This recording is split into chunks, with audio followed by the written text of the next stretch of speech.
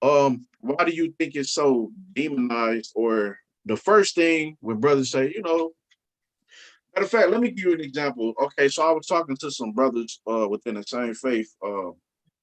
We were talking about uh a brother who was talking about multiple wives. And automatically they was like, oh, he going off. And I was like, well, I don't know. And I looked at the video, I was like, I don't see nothing wrong that he was saying. He was actually pulling scriptures to, you know, back up what he was saying. But let me ask you this: why do we always look at polygamy as a bad thing? Coming from an African American standpoint of view. Um, like the like the Ak being said though, I agree with everything he said, especially when it comes to learning other people's ways of living. And then another thing is a lot of our people basically go by what someone of some type of stature taught them as well, not just the oppressor, some even their leaders or whatever. Whatever they taught you, that's what it is, instead of really researching and reaching, looking around and seeing what's what. And like you said, we all married. We not no polygamous type of person, but at the end of the day, culturally wise, our ancestors was doing that stuff. But once we come, like he said, through slavery and all that stuff, some of our heritage has been taken away, and we don't follow these customs no more. So of course, what we do, adjust to the customs we was taught. Mm-hmm. And hey, the Most High said, "Be fruitful and multiply." If you're dealing with a sister with a certain issue or situation which you can't multiply, you would have to get another sister to multiply, and they wouldn't want you to know these things or do these things to keep multiplying. So, hey, that's what I think. Like, uh, But basically, just what about her happiness though? Like you just think about look, yourself, brother. look, check this out. Happy wife, happy life. Nah, yeah, man. Yeah, this is like I said, man. This is very controversial. I'm sure we're gonna have some some positive and maybe some negative reaction to it. We want to get all that. We want to, and if you want to dialogue, come in. Let's talk about it. Like the brother said, we don't practice it. Me personally, I don't want multiple women. You know what I'm saying? I understand what it takes to be with a woman. It ain't just oh we getting it in. No, you got to think about emotionally, you know, mentally. You got to think about children. You got to think about everything. You got to think about financially. Can you take care of this woman? Can you take care of multiple women? You know what I'm saying? Can you have enough room in a house for this woman? You know what I'm saying? So me personally, that's not what I want to do. But we have to start looking deep into this topic, because it's something that's wrong with our culture right now. When we got, this guy got three baby mamas, and you know what I'm saying, and none of them get along. You get what I'm saying? They're already practicing polygamy, but not the right way. You get what I'm saying? So we had these families that's broken up. We got a family over here and over here, over here, and over here, and you got a common denominator that's just not adding up. You get what I'm saying? Right. But what I'm gonna do is we're gonna get into this first video. All All right, right. while I'm doing that, I'm gonna ask y'all this, right? Let's get into another question. Let me ask you this. Are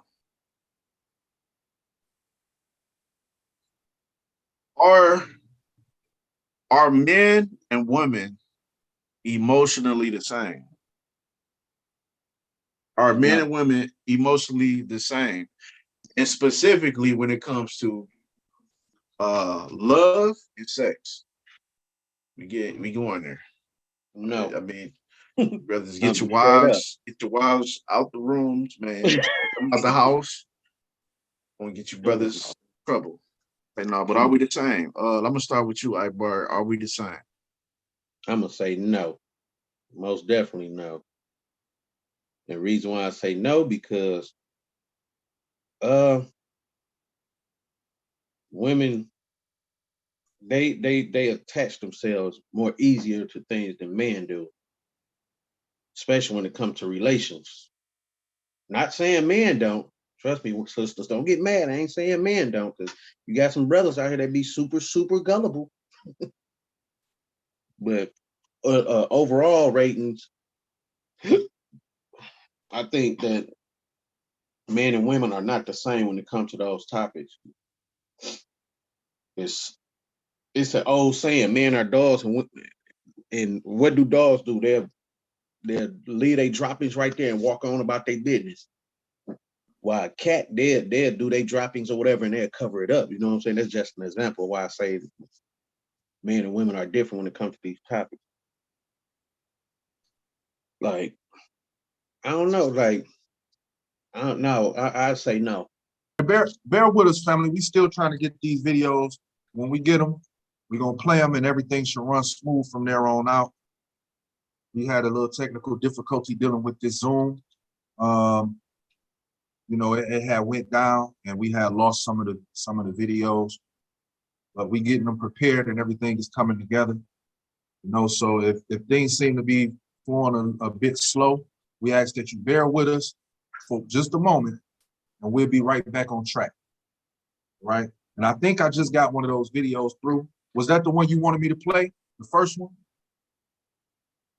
Okay. I got the thumbs up, so I'm gonna make it do what it do. I'm gonna go ahead and play the video. I wanted to say something too, though, before, you know, because I know we getting ready to move on. But before we move on, I want to say something.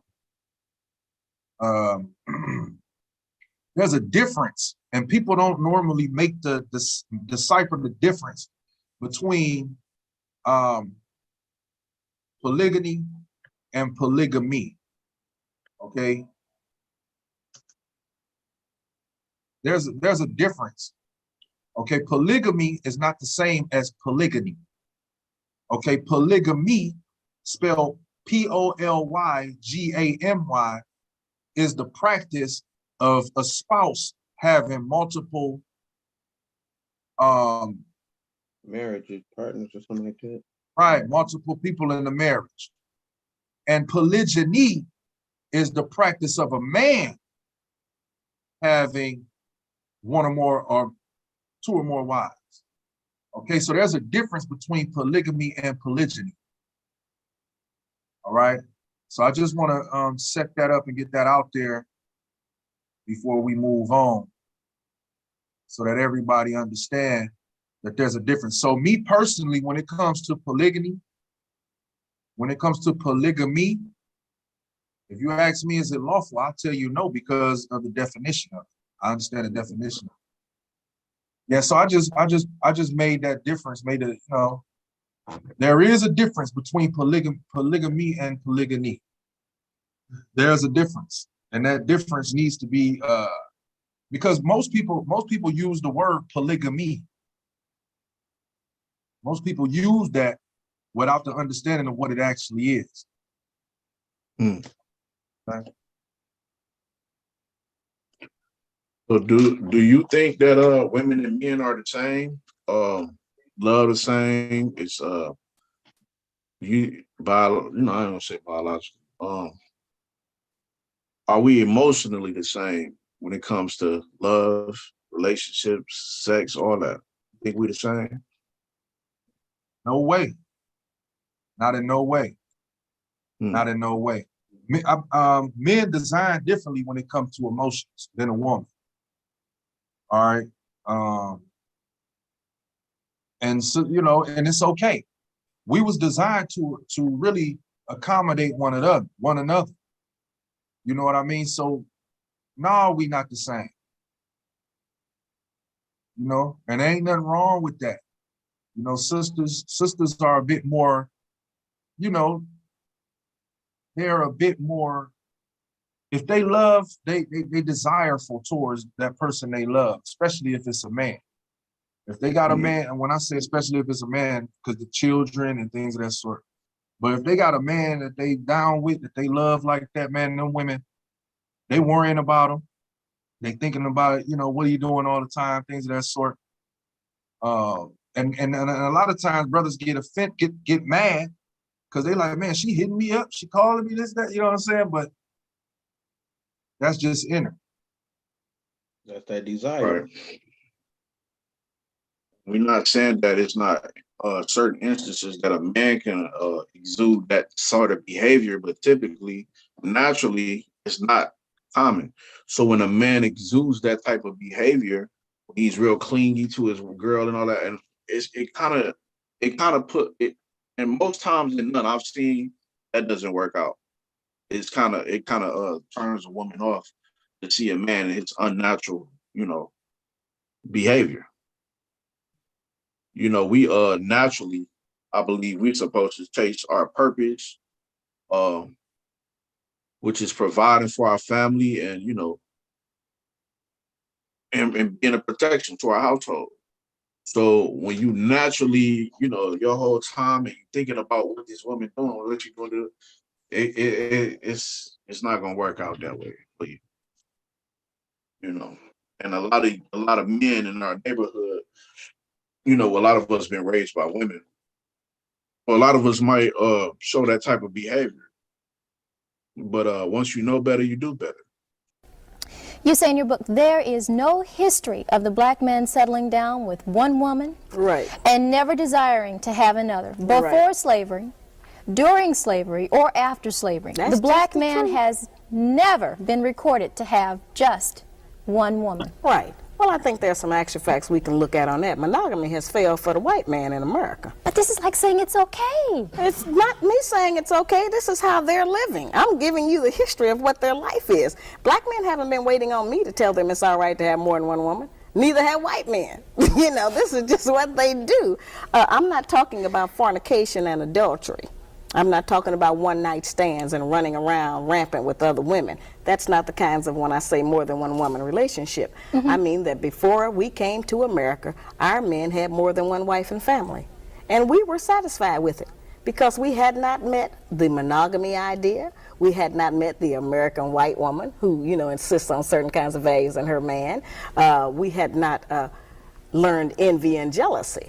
All right, after coming here, those kinds of ideas were bred into us because of society and the mores that the Americans made up here. And so then we started to have problems with that.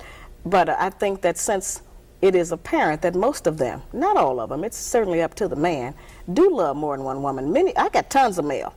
A lot of black men write and tell me that they have had two women for 5, 10, 15, and 20 years, and they can't even get the women to speak to each other. Sometimes they have two families, Would I want two sets of to, but children. Sharon, would I want to talk to a woman who's sharing perhaps the bed and the money and the social life with who I would deem as my man? If you want to deal in reality, and if you are not insecure, and if you don't think that that robs you of something, you would want to know them. If he loves her, you certainly should want to know her. There are a lot of black women out there who say, Oh, I know "Sister, they're mad about that idea. I understand, That And would that's never not hold easy. water." Wait a minute, that's not easy. And that's a frightening thought to most of us. And I don't like that. I'm not for that. I'm in agreement with everybody else. Our men ought to just have one woman. But that is not the reality. I'm trying to get us to deal with some reality for a change. Stop dealing with fantasy. Stop dealing with television. Stop dealing with imagination of how we wish things were. Let's deal with them how they are, what it is, present tense. And But if we because deal with that's that, happening then doesn't mean I have to like that or no, want that to means accept that you that. can live in hell. That means you can live in doubt. That means that you can always be checking on your man. That means that you can be insecure and be, tearful. And that means you can be disappointed when you find out the real truth. And you don't want to have that in your life. None of us do. But in order not to have that, then we have to deal with some reality and recognize that men are not limited in the way that women are. Men are able to love more than one woman. I'm not talking about, as I said, just a random sexual relationship of fornication and adultery and all of that. I mean that there are many black men who have children by more than one woman. What is to become of those children? They need their father. But if to you would express cheat our on me dissatisfaction. or walk out Well, on me, see, that's what I'm saying. We have to get into definition. Who told us that was cheating? Where did that idea come from that that's cheating? And I'm not saying that a lot of men are not just running around. I'm not talking about that. But if a woman finds out that her man has been with a woman while she's been with him for 3 or 4 or 5 years, that's a serious commitment and relationship. And if it hasn't taken anything from me, if I'm not going short of anything, and if this is what he thinks his responsibility is, then what kind of hell are you going to go through to prevent that? Since we cannot stop him, we have not been successful. The white woman has not been successful in stopping the white man from having another woman. They call them a mistress. We pick up a lot of that terminology. But a man who has 2 women, that's not necessarily a mistress. That's just his other woman. Now we got 2 choices. We can be the woman or the other woman. We don't have but those 2. Now I know we don't like that. I don't like that. You know, but that's the reality of our life at some point. Now it's up to the man. But Every man doesn't want 2 women, but those that do, they're our going to do it. morals and our religion? Whose religion? Whose morals? Not our religion, because we're not practicing the religion of black people anymore. That was taken from us. We don't have our morals anymore. That was taken from us. Message. So whose idea are you representing when you stand up for those values? Not ours. Somebody else's, some other nationality. And it may work for them, but it doesn't work for us. It hasn't worked for anybody, really, but nobody wants to deal with the truth. Monogamy was only created because of the economics of it. So, That's right there. Oh, go ahead. My bad. go ahead. Nah, I was just gonna say that sister right there. She always bringing some truth, man. Yeah, she definitely can break down some dynamics and bring light or some insight on the situation, specifically on our culture, man. It makes sense because right now, man, what I'm seeing is, when I'm out and about, when I'm out at the job, while I'm at the store, while I'm at Walmart, what I'm seeing, single women, a lot of children. Where are the fathers? Single women, specifically single black women, a lot of sons, girls, no father. Where's the father? And when I go out, and I want to do something new too. We want to get out and hit these streets and do some interviews. Right. What I want to know when I ask them, okay, why aren't you with a child's father? You know what I'm hearing 9 times out of 10? What's that? He's a cheater. So then, I ask, okay, when you get into detail, when she met this guy, he had multiple women. That's actually what attracted her to him. Right. He was a ladies' man. He wanted a lot of women. So then what I'm hearing is, a lot of women be trying to change these men to be or think monogamous. Even a man, he might even want to change. But somehow it always goes back to, he dealt with another woman and they say cheated. But and I want to say this, a lot of our culture had a lot of influence by a lot of the music, a lot of the Hollywood, a thin line between love and hate. He a cheater, girl. I should have cheated. The 90s, them brothers was breaking it down, hip rolling for the women, talking about all I need is you, girl. Man. Hey, look, check it out though. It's reverse roles now, because now the women come with that. I should have cheated. Keisha Cole, I should have cheated. You know what I'm saying? But that's what I'm trying to ask. Do you think that there was and I think y'all already answered this, but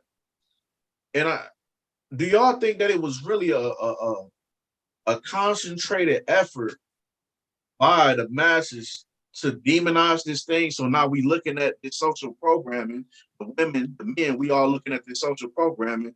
Oh, you wrong, brother. You trying to do this. Do you think that they really made or demonized polygamy? So now when we see this brother, he been with his wife, and she leave him after 12 years because he cheated.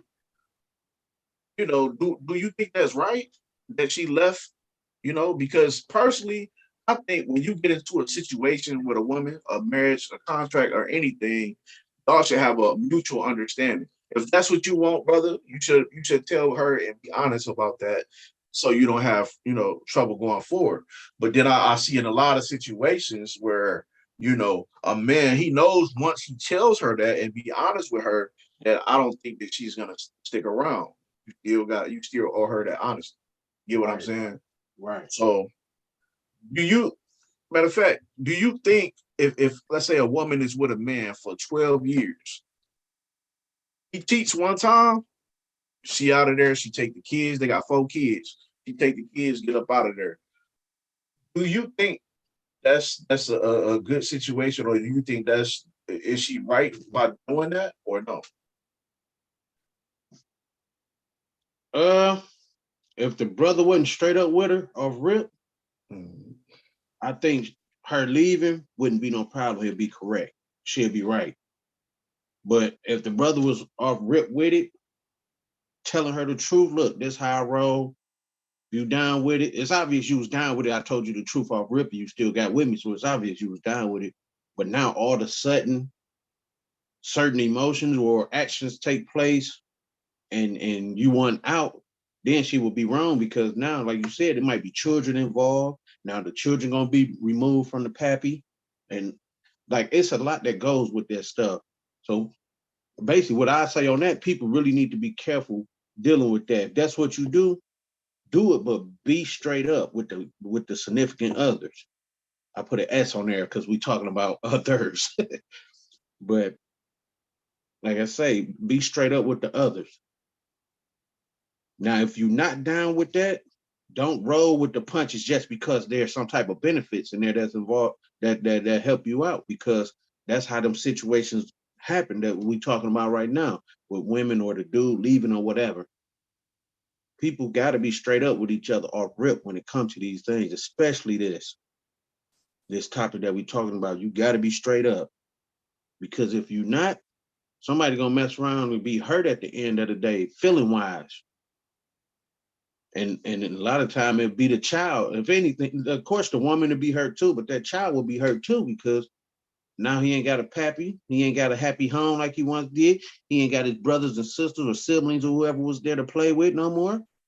Like, people got to be straight up with each other when it comes to this, for sure. Mm. Ben? Mm. Yeah, man.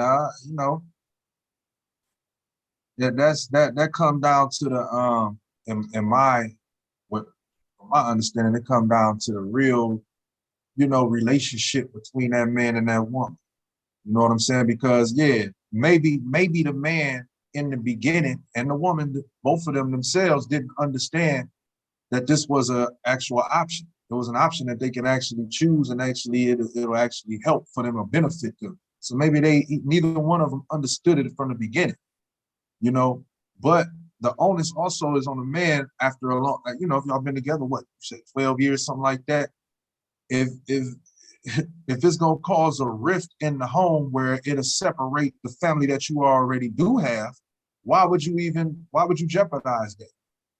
You know what I mean? Now, if now, like the brother Ibar said, if from the beginning that's something that y'all both understood, and you kept it 100 with her about, you know what I'm saying, and it plays out that that's something that happens down the line, and then she get to tripping concerning it. Hey, now all the brother ain't wrong, you know what I mean, but it got to be a mutual understanding. It got to be a mutual understanding, because two can't walk together unless they be agreed. You know what I'm saying? So it'll be impossible for that to work, if everybody ain't on the same common ground with it. So yeah, man, that's it right there. Let me say, for example, right? I'm gonna use us for example. Me and our time in our life is more so dedicated to doing work for the Most High. Spreading His word, spreading the word of the Bible. So we naturally don't really have time to be out here dealing. Oh, I need a second wife. I need this. Our contractual agreement with our woman was that we was gonna have them and we was gonna raise kids.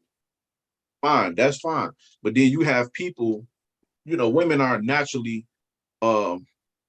Can one of y'all get the definition for hypergamy?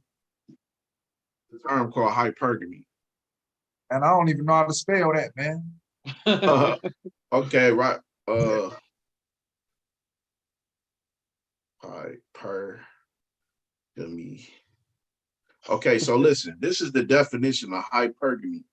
It says the action of marrying or forming a sexual relationship with a person of a superior sociological or educational background. So in so many words, hypergamy, women are naturally hypergamous because they don't usually, and I say usually, I'm not saying because I know people, oh, I know my cousin, she deal with it naturally. So women naturally they date higher up than themselves. You get what I'm saying? They're more attracted to men that's higher up than themselves. You get what I'm saying? So if she walk in a room full of guys and she's a single woman, uh, if you got the millionaire right here, you got the guys over here that's not millionaires. So you got, she's typically more attracted to that guy that's, higher up. That's what you would call hypergamy. So this is the only issue. When you ask a lot of the women, they say they want this type of guy that's up here. But then you ask, are you willing to, the problem is when you're dealing with this kind of guy, he wants multiple women. His lifestyle is wrapped around him being a high type dude. You get what I'm saying? So he more so wants multiple women to fulfill his needs, not just sexual needs. I would think, but duties around the house, all different type of stuff. Multiple children. So I would guess that he would probably want multiple women.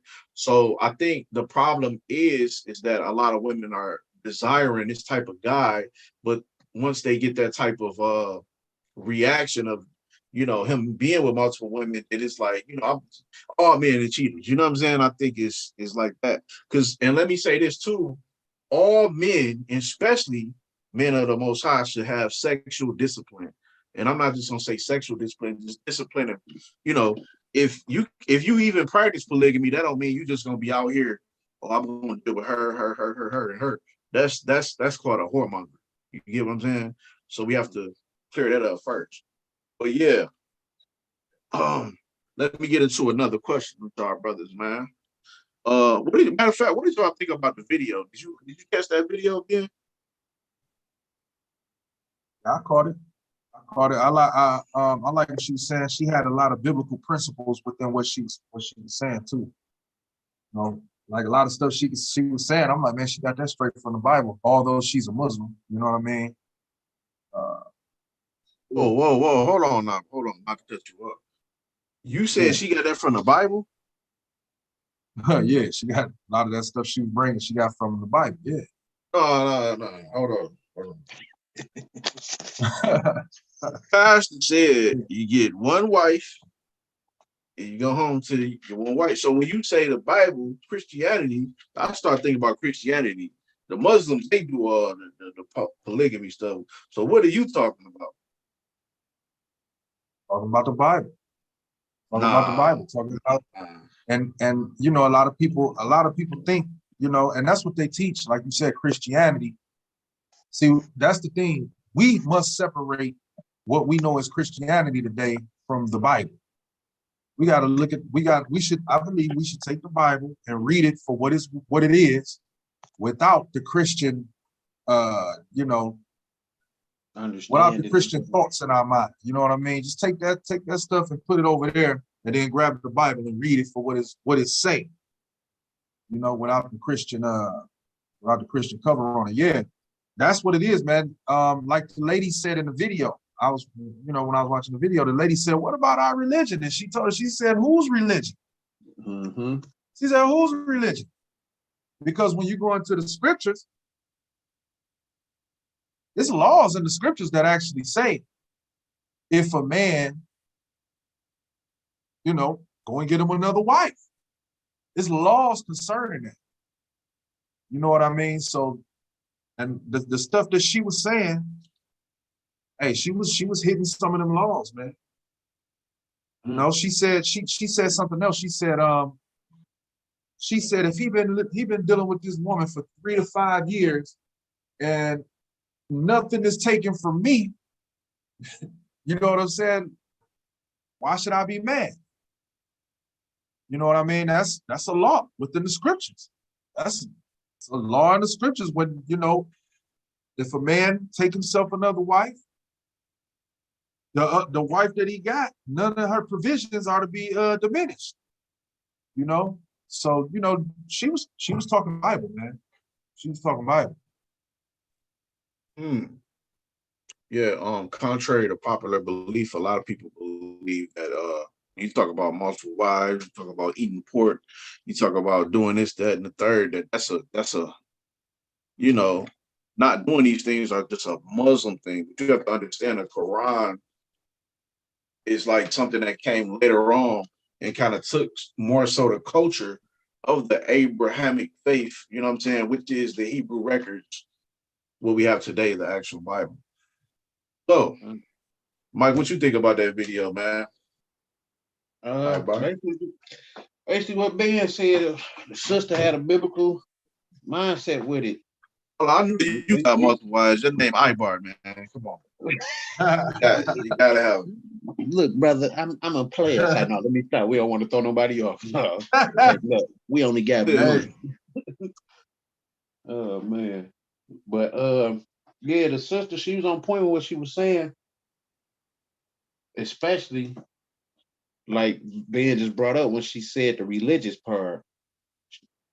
Because that's how they got our people, is through religion with the emotions. You've seen how the sister, the host of that show or whatever she was on, got real emotional when the lady said that, oh, ain't that cheating, or ain't that our religious moral? She, like Ben just pointed out, she was like, who religion? Like, people don't understand, through all these customs that we learn here, it stripped us of everything. Mm-hmm. So when people trying to really reach out and show what's right and correct according to our culture or heritage or whatever, it's like backlash. And that's what the wise old lady was receiving right there, was backlash. But hey, I'm all with it when she was talking. I'm gonna keep it real. I ain't gonna lie, I've been listening to that lady for years. She always had some good points and views. Do I agree with everything she say? No. Shazara or Shazara, I forget how to say her name. Yeah. Excuse me, my bad. I just logged in on another joint. Hold up. A lot of y'all brothers gonna be sleeping on the couch tonight. Hey man, listen. Hey man, listen.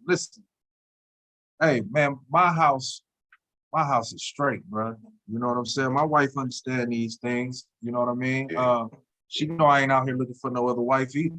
But at the same time, she understands that it's lawful. You know what I mean? If it was a situation in which it was something that had to be done, then that's it. You know what I mean? It ain't no thing. Yo, this how we joke, man. We very sarcastic with each other. We joke around like that, you know. We don't practice none of that. But at the same time, I'm not gonna demonize something that the Most High says is lawful in the Bible. Let me give you an example. If a man and a woman and another woman come up to your church and they all have a contractual agreement that they want to practice polygamy. They went before the Most High, and he took this woman and this other woman, and they're practicing that. Who are you to tell them that they can't come in your church? Matter of fact, yeah, you can say they can't come in your church, but is it according to the Bible? Exactly. You get what I'm saying? Is it according to the Bible? You know what I'm saying? I want to ask y'all this, man, and I pick controversial questions for a reason.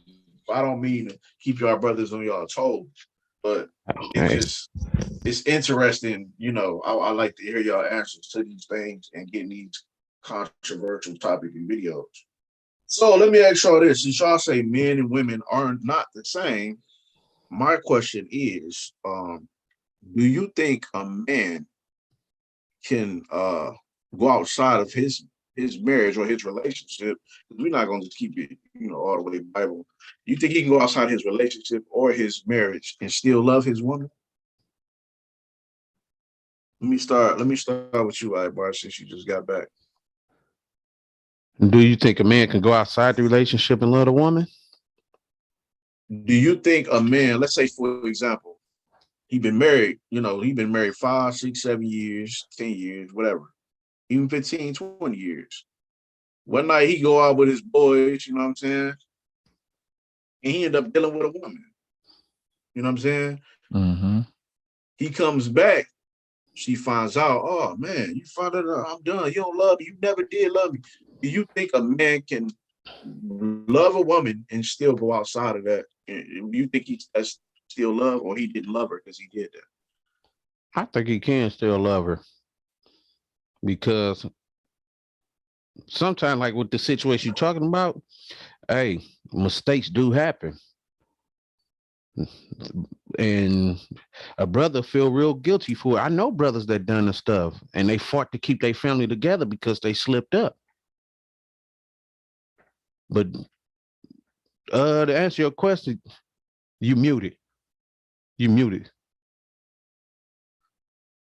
I said, do me a favor, come closer to your camera because your face is kind of blurry. Or maybe that's just the window. You good. That's probably because I just got on this other computer. That's probably just this camera. Yeah, you don't worry about it. But Oh, my bad. oh yeah, I see what you're saying. I'm looking on the other joint. But to answer your question, do I think a man can love a woman if he do that? Yeah, I think so. Because you know, it's I don't know. It's a hard subject right there, boy. And I don't want to say the wrong thing and get Nah, sisters you got peed to. off at me. Nah, it's no But wrong at the things to same be time, said. right. We Man, having that's a something, dialogue. bro. That's something we've been seeing all our lives. To be honest with you, I was just gonna get to that. Yeah. we've been seeing that all our lives. You know what I'm saying? So you got to look at the example that you've been seeing and judge it off of that. Yeah. And I gotta say, yeah, because I done seen that all my life. You know what I'm Mhm. saying? Yeah, man, bruh. We've been seeing it all our lives. And if any, I ain't gonna say any because everybody haven't seen the same situations, but that's a situation that happens a lot within our community. You know what I'm saying? Mhm. So just about any sister that say they ain't seen that almost is almost like, come on now, be real with yourself. And Because we've I all asked that question. I'm sorry, bro. I asked that question not to make people argue. I asked it because it's so common. That, like you said. Mhm. Yeah, that's common. I mean, I'm talking about just almost every man that I can think of. Mm. You know what I mean? I ain't even Yeah. I'm being honest. You know what I'm Hmm. saying? That's true. We've So, been seeing. so that's the thing, though. Is it our fault? I mean, or is it that we just don't love our women? Like, what's the problem? I'm trying to understand because I'm gonna just give you my take, right? I think men and women love different. It's simple. Mhm. 9 times out of 10, when that man goes out and do that, he's gonna come back home and he's not gonna leave that home. He's gonna protect, he's gonna provide. I think that's what shows his love. We that's how we show our love, coming back home, providing for our family. Right. I It's think a crazy. woman, Oh, go ahead. My my bad. bad. I No, was I gonna was say, just I think going. a woman, she just loves differently. That's why Yeah. she's trying to understand that situation through how she loves. So she said, "Oh, you Mhm. want to lay down?" She thinking in her head like, "I wouldn't have did that because I love you. So if you Mhm. love me, why did you do that?" Right. I don't think they Because understand a man can do that. See, me personally, I'm gonna be totally honest, and my wife noticed. I personally can go out and probably more so I could deal with a woman. I don't do it, you know why? Because that wasn't my contractual agreement with my wife. You know what I'm saying? And I understand that could be a threat to me breaking up my family. Right. So through discipline, guess what? I'm not polygamous. That's it. Go Right. ahead. And to touch on what you were saying, like when you made the statement of he coming home to his family, older women actually understood that. I remember hearing these back in the days from a lot of older women. At least he came home to you. I'm sure y'all done heard that growing up too. Like it's just right, like as we got older in this system that we living in and whatnot, they just stripped us more and more of what we was known or what we are known for or what we known to or whatever word go right there. But like I say, I remember hearing that stuff growing up from a bunch of different sisters. Like, hey, at least he came home to you. So a lot of, but you know, women, they love is emotionally driven. You know what I'm yeah, saying? They love is emotionally driven. Men, we can get in, you know, to the emotions to a degree. You know what I'm saying? You gotta bring something. Our love, we looking at you like, okay, what is your value to me? You know what I mean? What can, when you with me, what can I build with you? You know what I'm saying? How far can I go with you? You know what I'm saying? That's what we looking at when it comes to a relationship with a woman. You know what I'm saying? So that's where I love at. If we got a woman and this woman is like adding to us and we like, okay, bam, we could get it in. Let's do this life thing. You know what I'm saying? Sisters don't realize too. One of the most beautiful things about a woman is a woman that would actually like listen and do what her man say. Not just listen to, because a lot of sisters can listen. But when the brothers say, look, this is what I need, and he's serious about that, you might get left behind. That's where I love it. Yeah. That's how we can look and be like, oh, she loved me. So I'm gonna love her back. If we say something, then you be like, all right, man, and go handle that for us. That we be like, man, hey, that's my baby right there. That's straight up. You know what I'm saying? So that's why I love that. But sisters is more so emotional driven. You know what I mean? So that's the difference. Like you were saying with the love. Yeah, that's the difference. It's crazy. Because I say that. I'm sorry. No, go ahead. No, I say that because I think we finding ourselves in a downward spiral because, you know, let's think outside the box and say, okay, what if men naturally could do this and still love his woman? But then you have sisters who are like, okay, we can do it too. And that's why I asked in the beginning, are we the same, you know, emotionally, sexually, all this, because I seen in a lot of situations, a woman will be like, well, I'm about to go do it too. Next thing you know, she going to sleep with these different men, and she never will be the same again. Because I believe when a woman actually lays down with a man, you know, naturally, she not, you know, normally, I'm saying normally, sorry, not naturally, normally and naturally, 9 times out of 10, she's seen something in that man that she liked. A man can lay down with a woman and not even care. He was just horny that night. Let's keep it real. We are a biblical podcast, but we just keeping it 100. A man can do that, you know. And I had a sister that told me one day. She said, "Well, you know, I did." She said, "I did it." She said, "I did." Da, da, da, da. And I say, "Okay, let me ask you this: where you had to get to that point? Something pushed you to that point where you was able to do that. It could be molestation. It could be, you know, a sexual path." She looked at me. She said, "Yeah, you're right. You're right." I said, "That's not, you know." And I'll give you an example. I hate to be explicit, but a man can go lay with 10 women tonight and go home and lay with his kids and be comfortable. We've seen these things happen. Our grandfather, they've done this type of stuff. But a woman go do that, that would psychologically damage her. You know what I'm saying? Because it's something that's in her biologically that's not, you know, that wasn't supposed to happen. You get what I'm saying? And I don't think no man should be laying down with 10 women unless that's his actual wives. But we just, you know, of course, we just bringing out these certain examples for the sake of the podcast. But let's get into another video. If you one of y'all can pull up the other video. But yeah, man. Shout out to Otis too, man. I see Otis in the chat. I see Kev in the chat. Shout out to you brothers, man. Y'all hit that like button and subscribe button. I'm pretty sure y'all already liked and subscribed. But if we have any new viewers, please like, share, and subscribe. Please. Yeah, it's so many things. we got a lot going on, but we managing to fight through this thing, man. We still gonna have a great podcast, you know. Oh yeah. By Sherman Shaw. You know what I think though, man. I want to put this out there because I don't know if we're gonna talk about it. I think people lost touch. Men and women lost touch of their roles, lost the understanding of what it is to really be a man, and you know what I'm saying. Sisters lost touch of what it is to be a wife, a husband. You know what I mean. We lost touch in that.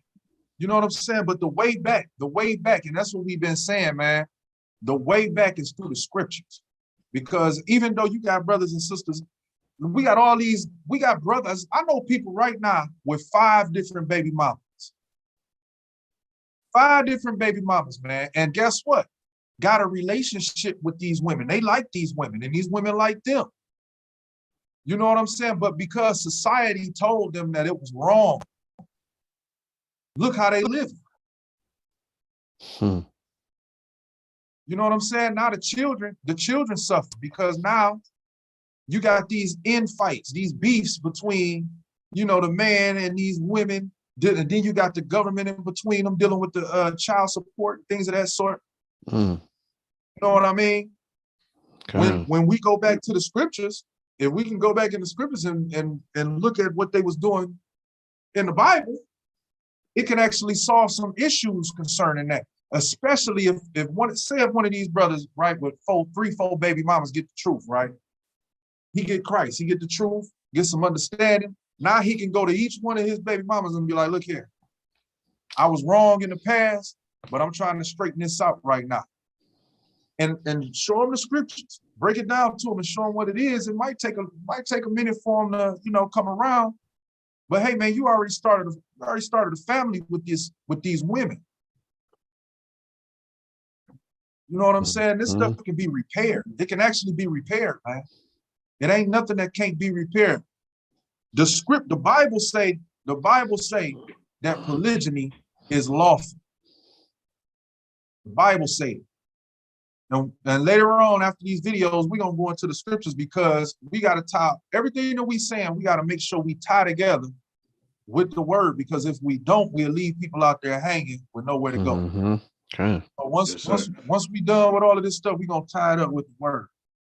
I'm glad you said that, because that's how we wrap everything up. We usually go, if y'all notice, we usually go into it, you know, with our own personal views or how we kind of try to, I ain't gonna say stay out the Bible at first, but we like to try to, you know, kind of speak, you know, from a point of view of that people will understand that who don't believe in the Bible.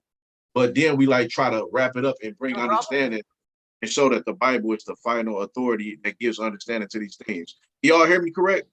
Huh. Yeah, and I want to say this, you know, we can't just look at our situation as African Americans in our communities and see all these women, you know, with baby daddies who don't, you know, and they're in a whole nother situation, and these women can't find men. You get what I'm saying? Or they can't find a man to protect and provide, you know, because they're all, okay, oh, you ain't never taking care of your kids, you ain't taking care of your kids, because 9 times out of 10, that new situation that he has is preventing him from doing that. Do I agree or not? No, I don't. But what I'm saying is, a lot of times, if we put this out here, this is the criteria that you must have to have multiple wives, then it forces this man to be responsible to do what he has to do when he wants to do that. You get what I'm saying? But now that we don't, they're going to do it anyway. They're going to lay with all these multiple women. Then these kids are not going to have fathers in their lives. And then it's going to be one big, you know, what they call a toxic outbreak. You know what I'm saying? Of what we see right now. Go to Walmart. Go to Walmart and tell me what you see. A bunch of baby young mamas. men. You see feminine young men, and you see women with no man around. Yep. And society is promoting it so much. Oh, you don't deserve it. You know what I'm saying? You deserve a better man. He got it. We gotta stop lying, man. But yeah, if you can't get into that video, it wasn't hard for your grandparents, your grandmothers. They could get a man and keep him 20, 30 years. My granny constantly talks about how much she got cheated on, though, and how unhappy she was. She's smart. There's not a man alive that's not gonna do that. Facts. It's not a man alive that you're gonna get, and there's not a man alive. Yeah, from what I'm seeing, yeah, for sure. Well, do you think you're equal to a man? Me? Yeah. Oh my God, why do you ask me that? Well, I'm asking this because I want to ask you, because the problem is that women understood their place back then. They understood that they were not equal to a man, and there were certain things that they just had to deal with to be with a man. But the problem is that with feminism, you guys think that you're equal to us, therefore you can do everything that we do, and the reality is you can't. Just like her saying, "Oh, if you cheat, I'm gonna cheat back." You can't though. So yes, you can. Well, here it is. The women before. You ain't gonna fuck other niggas. Listen. Your grandmother's name. Even if granddad was a whoremonger, grandmother still wanted to be a classy lady. Right. Yeah. She just because her man was a dog that slept with everybody, she didn't want to compete with that. Just Right. because he's a dog don't You're make gonna her a be like the dog. others. Right. I'm not saying to go and just do the same thing that he's doing. I'm saying You literally said that a second ago. Listen, no, okay, matter, yeah, this is okay, what I'm look, saying. No matter I what a did man, say that, no matter but what I a didn't man, I didn't mean it like that. I meant it like I'm gonna be a little more open when guys come on to me. I'm gonna be a little more entertaining them as opposed to just being a loyal, you know. Well, here's the thing. The women, right, yes, the a women, pretend hoe. I the don't mind women that. before you never not wanted to be a woman. No matter what her man does, she was still gonna maintain the qualities and the dignity of a woman. Yeah. Even if she got hurt, if she got cheated, she never wanted to stoop how low her guy was. Today's women want to go as low as the guy. If the guy's a pervert, she wants to become perverted. I say it's useless to even go and cheat on somebody that already cheated on you, because then you're entertaining the relationship where it's toxic. Well, here's the thing. The women before you never wanted to get her lick back. Her grace came from just being a woman. Even if she never cheated. Her revenge was breaking up. Well, she never wanted revenge because most stayed. And her revenge was she kept loving him, and her love would shame him. This brother, a lot of people go against this brother, but if they really listen to the meat that he putting out, they will really understand the message, because he said something key. He said the women before you didn't look for revenge. They sat there, they endured what they had to go through or whatever the situation was, but they still loved that brother the same. That was their revenge, was loving that brother.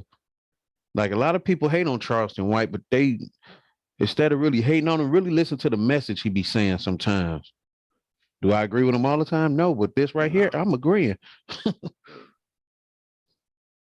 When he got sick, she would still take care of him, and he would be miserable knowing he done all this wrong to this woman, and she's still wiping his ass. That's where the punishment came. That is true. But did she stay because it wasn't at about that time, it wasn't about wasn't... listen. She stayed because she took Hey, a pause vow. it 1 second. Yes, for better.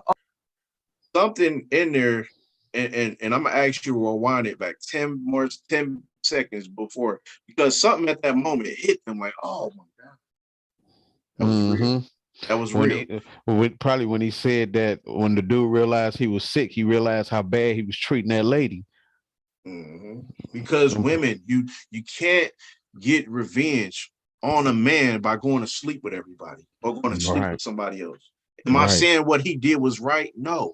But what you're gonna do is gonna bring you lower than what's gonna bring him. So society not gonna shame him for what he did. Society's gonna shame you. And you know what? Society ain't gotta shame you.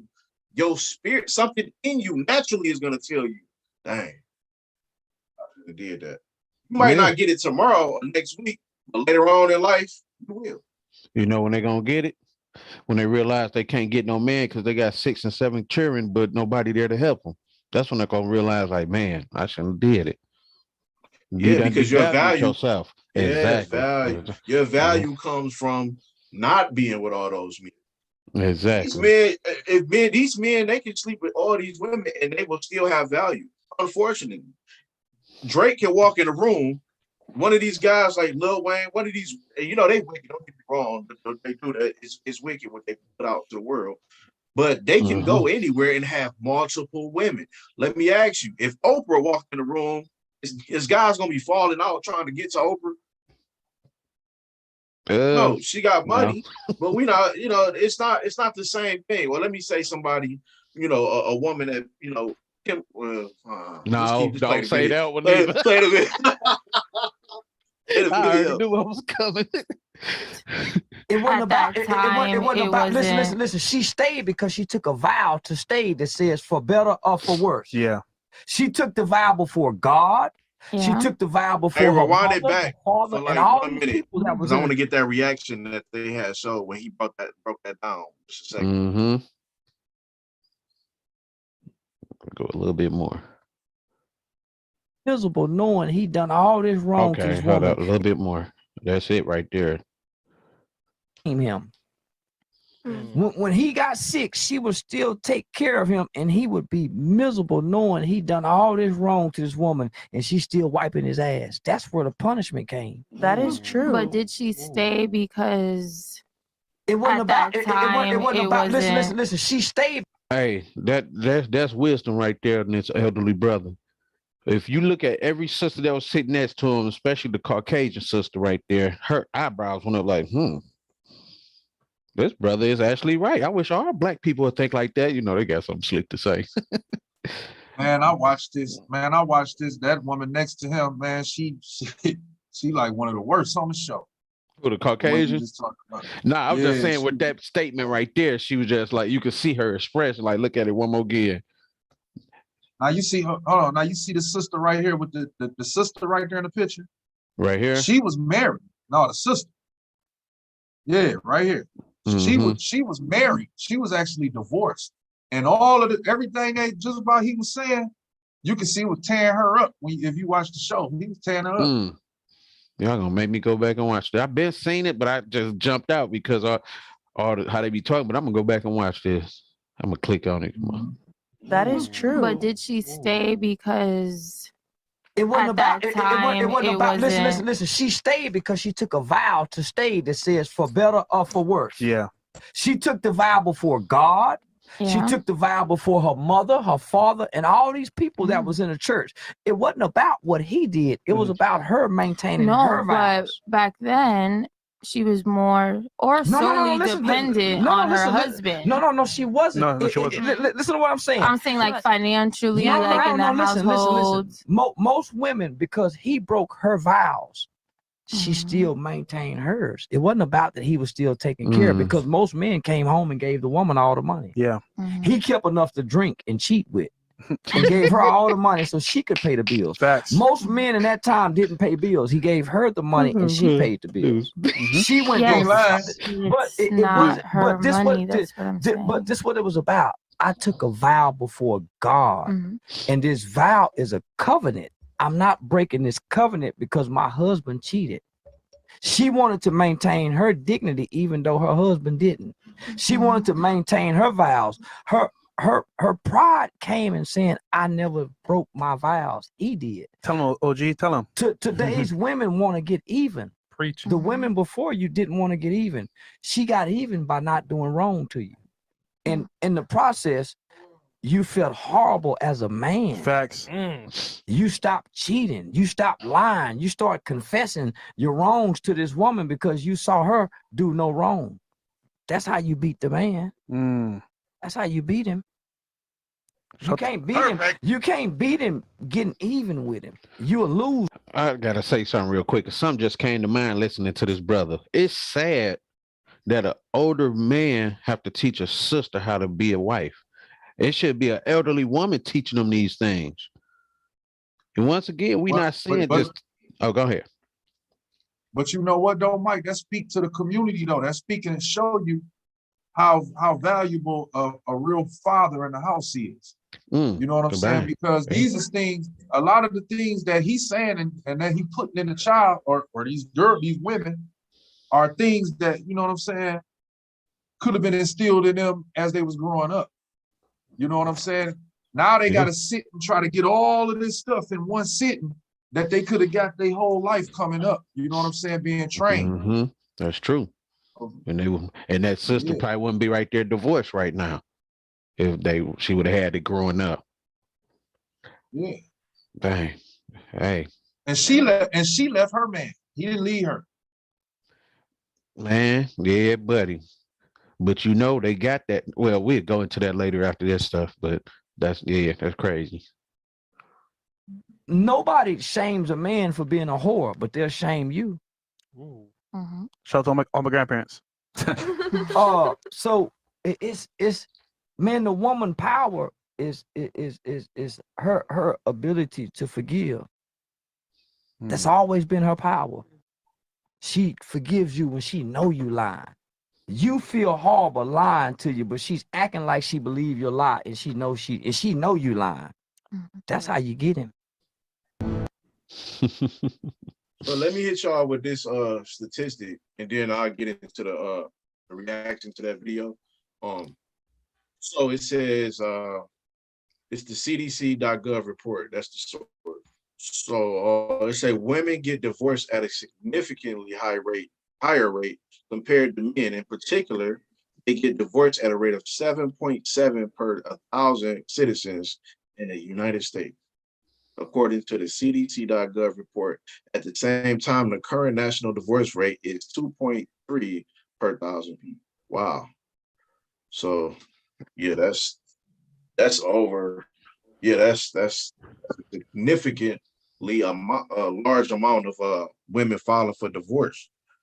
I mean, what do y'all think is the main? Matter of fact, I'll get back to that. What's your reaction on the video? Because I can relate to that personally. You know, none of my granddaddies was around at all. You know, I'm like, dang, what happened? He cheated. I'm like, dang, so They saved enough for the check. This is where we at now. Like I'm watching all these women in the household, very emotional and dramatic, and no men around. And they say they cheated. I don't know, but yeah, man. You know, granddaddy typically would he would protect and provide. He would provide, bring the money home. You know, like he said, granddaddy might want to go out grab a pint or something. You know what I'm saying? Save enough to cheat and drink.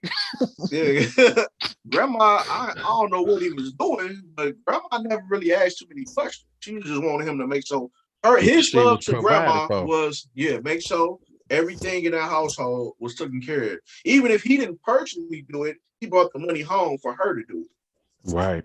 Yeah, that's no question. But go ahead. What's your reaction? Hey, the same thing as you just said, and as well as the Charlton White. Hey, he was saying a lot of wisdom in that video. And like I was saying, it shouldn't take a man to teach a woman how to be a woman. But like Ben said, hey, a lot of us didn't grow up with pappies in the house. So he was that father figure for them few minutes right there to them sisters. And Most High willing, to be honest, they really take in what he was telling them. And they won't have to go through these certain situations. They won't have to get no more divorces or whatever. Because divorces now is like the new norm. Like you could divorce somebody now because you're just tired of them. I'm tired. Be out there just hot girl summering or hot dude, whatever dudes do. But the video to me was on point, bro. Like it was straight wisdom coming out of that one. Until you said that silly stuff, cheating with drinking money. Hey, but he wasn't lying though. He wasn't. That's why I had to laugh. That was though. Yeah, man. Unfortunately, I don't think them sisters gonna be able to get what they need in one city. Oh yeah. You know what I mean? And then certain things they're gonna be battling with themselves with, and then they're gonna come out and have. So it's gonna have to be a real intervention with a lot of sisters in the way they think, because they've been trained up, by them folks. They've been trained up by them folks and in the way in which they should go, and they haven't, had a strong foundation of our true culture really to, be raised up in. So no, I don't think they'll be able to change so fast. I don't think change will be able to come for them that fast. You know what I'm saying? Unfortunately, it may not even happen. You know what I mean? Some of them might just be lonely. You know what I'm saying? Hey, I think I don't want to put the cart before the horse. What else we got? Because I'm trying to move fast. Yeah, you ain't gotta you go ahead, rock, rock how you want to rock. I was just getting into that the statistics again. We see that in America, not only amongst us, but women divorce being at a very alarming rate. You know what I'm saying? I think it was like 70% that they say women are divorcing men. Why do you think it's the common reason is for this? Like because if we look at, back in the day, people, they stuck around for their marriage. You know what I'm saying? It was more commonly known she was gonna stick around with her husband, or he was gonna stick with his wife. Why do you think that women are divorcing their men at an alarming higher rate now? Women's empowerment and the feminist movement and all of that. And that's why I was talking about when I said them folks, they've been trained up in their ways, right? Women's empowerment, because the thing is, within our culture, even when you come to certain countries over here in Africa, women ain't allowed to divorce a man. In our culture, the woman wasn't allowed to divorce a man because the agreement wasn't made. It wasn't a contract between the woman and the man. The contract was between the father and the man, the father of the woman and the man.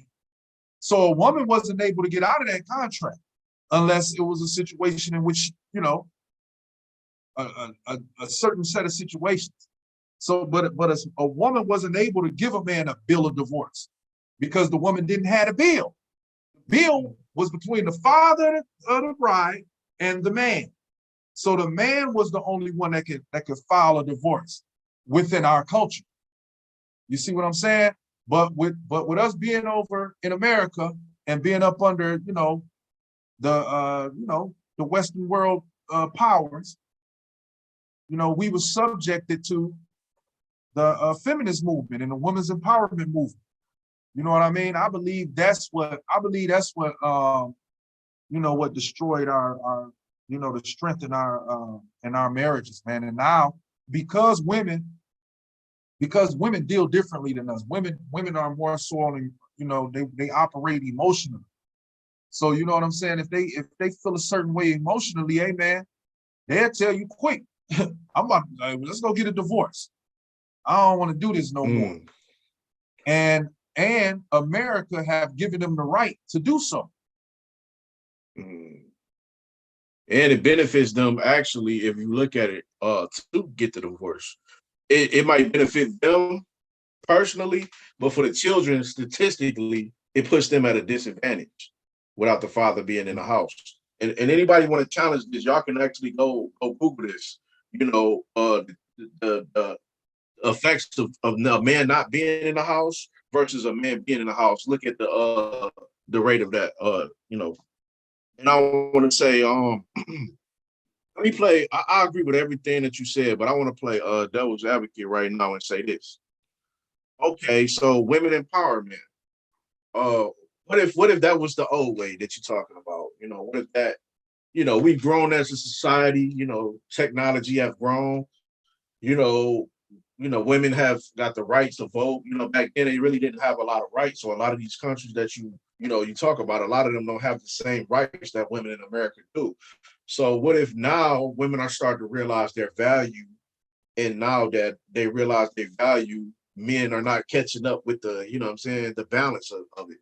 You know, I want to ask you, you know, what if it's just that we got it wrong? We just not, you know, seeing their value and seeing what they're worth. What if we're just not seeing their value of what they're worth? Let me formulate that better, if you want me to. Yeah. Okay, so to make you understand the question a little bit more better. What if women do desire, you know, what if, you know, they say, okay, I want a man to, you know, be monogamous to me. I want this, I want this, I want that. I'll make this a month. He should be able to come in and make this a month, and we should be together. You know what I'm saying? And he shouldn't be exercising his options or whatever he has. You know what I'm saying? Do you think the modern way trumps the you know, what worked back in the day? Do you think that since times has changed, do you think it's right to go by the old way or switch up for a new way?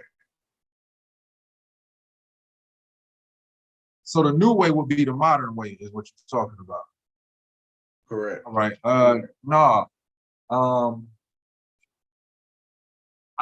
Well, we've been living under the modern way. We've been living under the modern way, and the modern way haven't benefited us. Exactly. It haven't benefited us. We got more broken homes now than we ever had.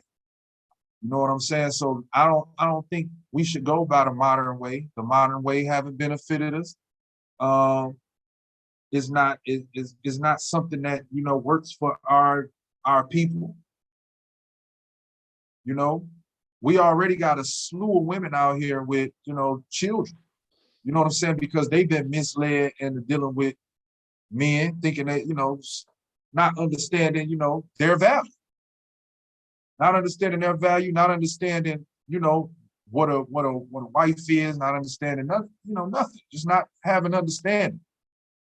You know, it's sisters now, man, and it kills me, man, because I'm gonna tell you, man, I say this all the time. I be looking at when Mother's Day come around and these certain holidays and stuff like that, and you scrolling up and down social media, and you see all of these families taking pictures, and you just see a woman and her children behind her. She's sitting in a chair, and all her kids grown, and they behind her, but ain't no man.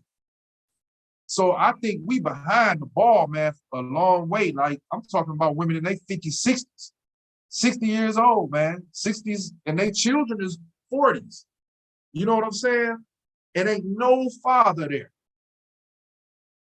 No man in the house.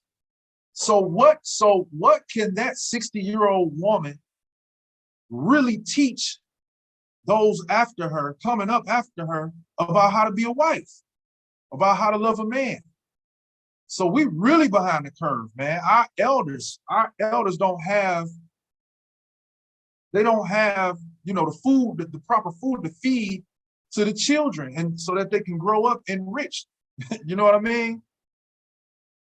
So yeah, man, we behind the curve on that, man. We behind the curve. And I, you know, just to you know, go back to your question. Nah, we don't need to deal with the modern way. I think we need to escape the modern way and come back to the way that we was dealing before. Great, That's great, what I good, mean. good answer, good answer. Yeah. And I asked that question. I don't mean to say like that's how I feel. It's just I know people, you know, we have to think about the audience and, you know, and say, I try to think when I come up with these questions, I like to think of, you know, what they would say, you know, questions that they would have opposing opinions, I'd say. So yeah, man, that's interesting that you got into you know, you said you see a lot of these situations with single women and multiple children, and you don't see a man around. So, and we did this podcast specifically not to, we had to create a common ground because obviously there's a divide or a misunderstanding about this topic. So if we understand each other and we understand how they did it back then and did what works for them, then we can come back and put pieces together. You get what I'm saying? Because if you want me to be totally honest, I think, you know, and we discussed this, all of our podcasts kind of do this. You know what I'm saying? They all come together in a certain kind of way. Because I think America, I think the family structure is just, I don't know if it can be fixed anymore. But what we can do is you know, speak to those who are listening and who take ear and say, you know what? Hey, I've been, you know, like you said, you know, I got all these baby mamas, like, damn, maybe I can do this. How can I fix this? How can I do this lawfully? Or it might be a sister out there saying, you know what? You know, I left him, you know, years ago. I ain't been able to find a man. He been hitting me up trying to get back his family back. Maybe I need to sit down and see how we can fix the situation. Because, you know, by law, sister, that's your husband. You get what I'm saying? And we do have situations where men, you know, they step up and they be lawful men. And this is actually in the law. You got situations where a man is not in that household and you have children that's present, but you have a man that, you know, takes on the responsibility of that family and those children. And that's a great thing. So let me ask you this.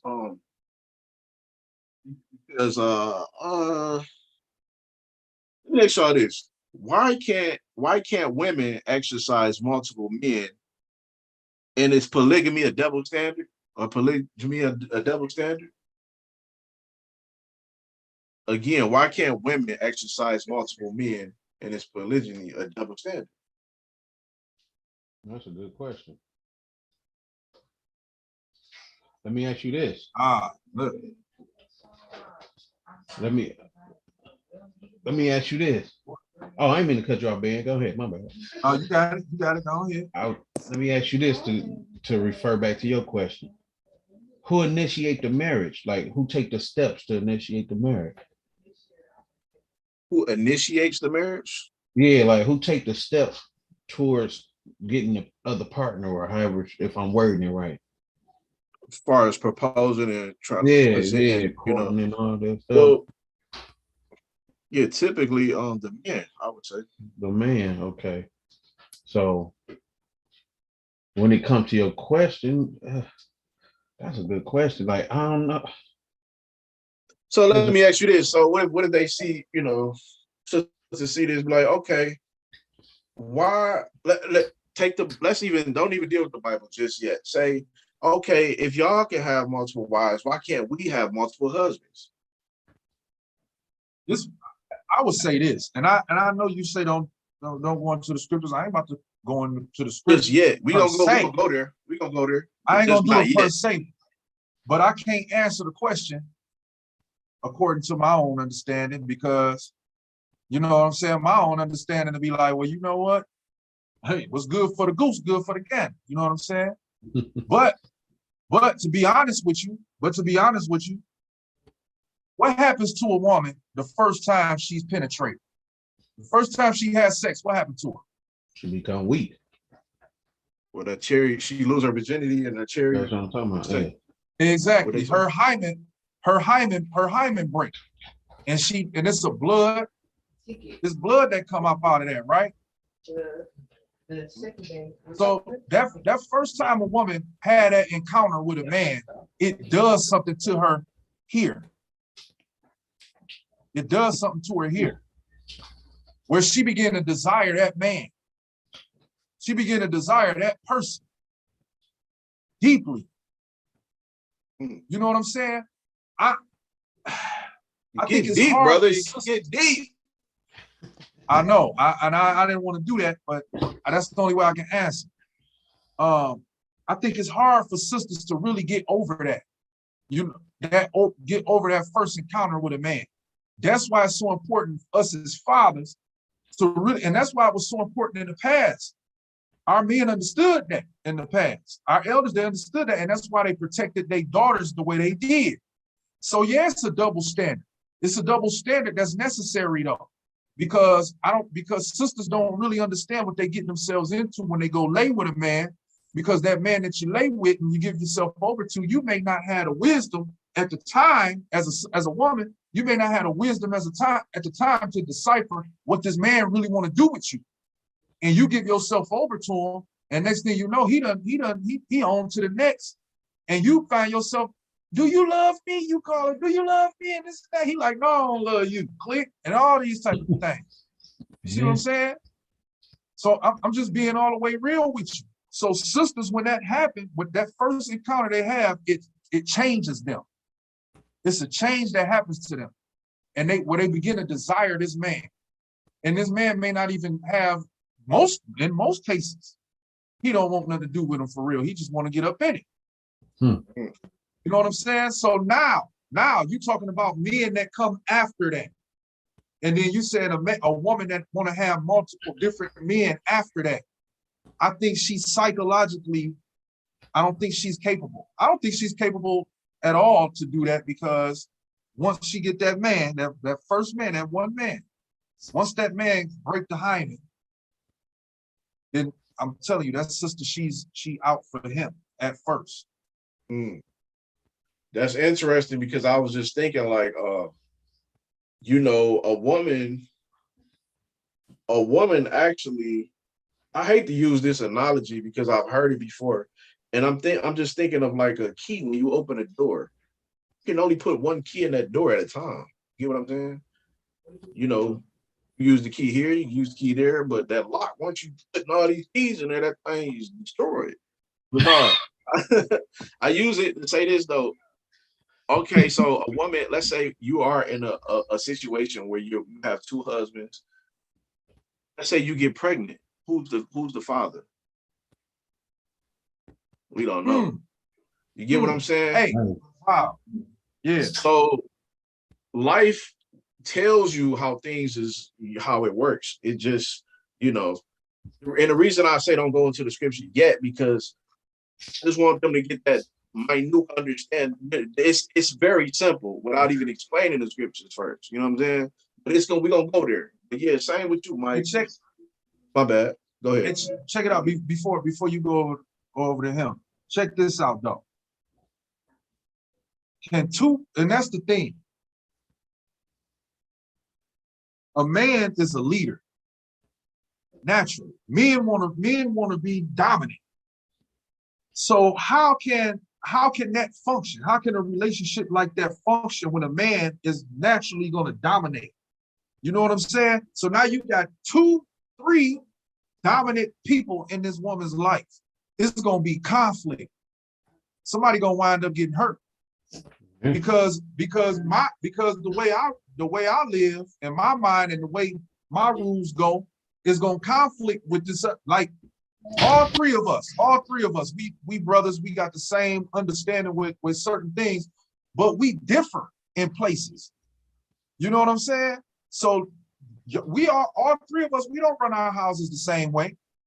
So you know what I'm saying? That would cause for a woman to be dominant over the men in order for her to deal with multiple men. That's what it would cause for. All three of them would be feminine brothers. Right, no doubt. And don't know, most women don't want that. Right. That's crazy. And to answer your question too, you said something earlier, Tez, why women can't have multiple husbands, or something you said a little bit ago. And they actually got a term for it. It's called polyandry or something like that. Polyandry or something. Polyandry. Yeah, I was just looking at it. It's called polyandry. Polyandry. Polyandry. So they got a term for the sisters doing that too. But how can a brother? I was just about to say that. That's disgusting. Like we were talking about a little bit ago, being like you handle your business with your one husband, you go later on at night or the day after and handle with your other husband. Like that's gross, man. Like, and what we were talking about earlier, like sisters devalue themselves when they do that, regardless of how they see it. You devaluing yourself. Right. Yeah, I'll say this too. Yeah. My bad. Go ahead, Ben. I was saying, and then as a man too, like I was saying earlier, man, one of the most beautiful things that a woman can do for her man is actually what he asks her to do. You know what I'm saying? So now you got these other 2 or 3 men over here, and I'm asking you to do something, but it's conflicting with what this man asked you to do. And then it's conflicting with what that man asked you to do. Me being a masculine man, I can't deal with that. Yeah, that's gonna be a fight in that house, and not with the woman. It's gonna be with them dudes. So you saying a man that kind of accepts that behavior from a woman is really not masculine at all? No. It's not really a trait. No, not at all. She gonna be masculine over them to make it work. So flip it. Let me flip it then. Okay, what if a woman meets a man who's not dominant and that forces her to go deal with multiple men? That's crazy. And I wanted to, and I'm glad you talked about the whole household thing. It would cause friction, because I noticed in a lot of situations where, let's say a woman and a man has a child, and they seem apart, and he's not in the same home as his children. I've noticed that typically he's called a deadbeat because now it comes. Let's say she moves on with another man. He can't force his system in a household no more when she finds another man. You know what I'm saying? Even if he's not even in that household, he can't force his system. Every dominant man has a system. He cannot force his system in a household no more. When she allows another man to come in that home, now by default, that's his system going on in that home. You get what I'm saying? So now the man is like, oh my God, I can't do this, I can't do that, I can't do like that. Because the man now he's making the rules now.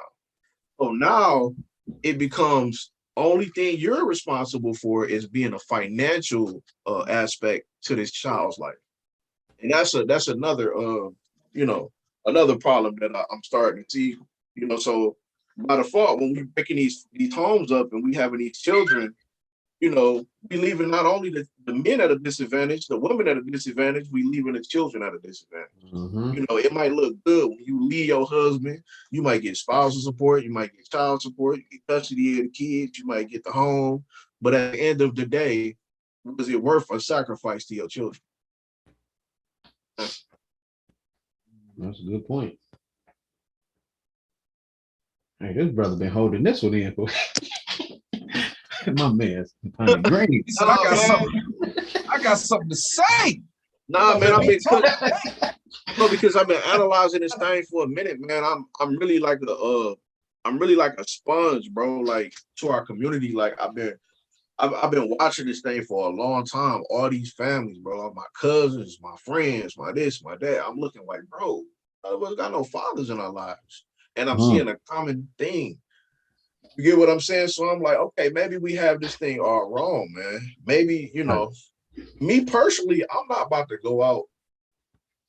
I'm not about to I mean, I'm gonna say this because I don't want to put myself in there. I'm gonna say this. As men grow, as we reach a certain point, we get more mature. Yeah, we get more mature where we don't have to act on certain desires. You get what I'm saying? Because a man naturally, his desire is to spread his seed. It's a natural thing. But as we grow and we realize you can't be out here doing this and that, and the third, and you kind of, you spend most of your time in the crib, you don't want to be out there no more.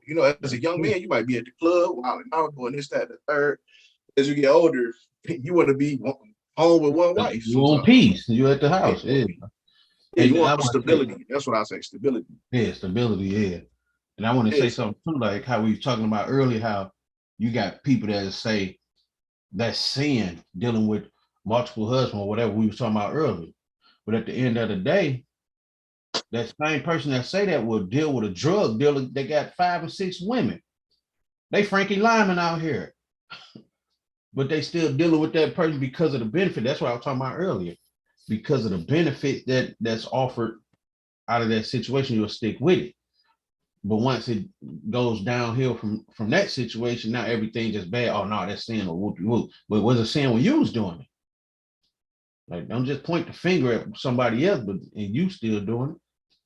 Even in this walk that we in, same thing.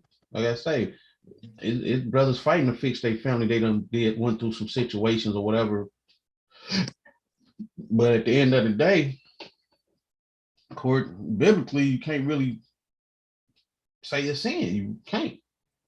Depending on how you go about it, should I say? I'm gonna say it like that. Well, no.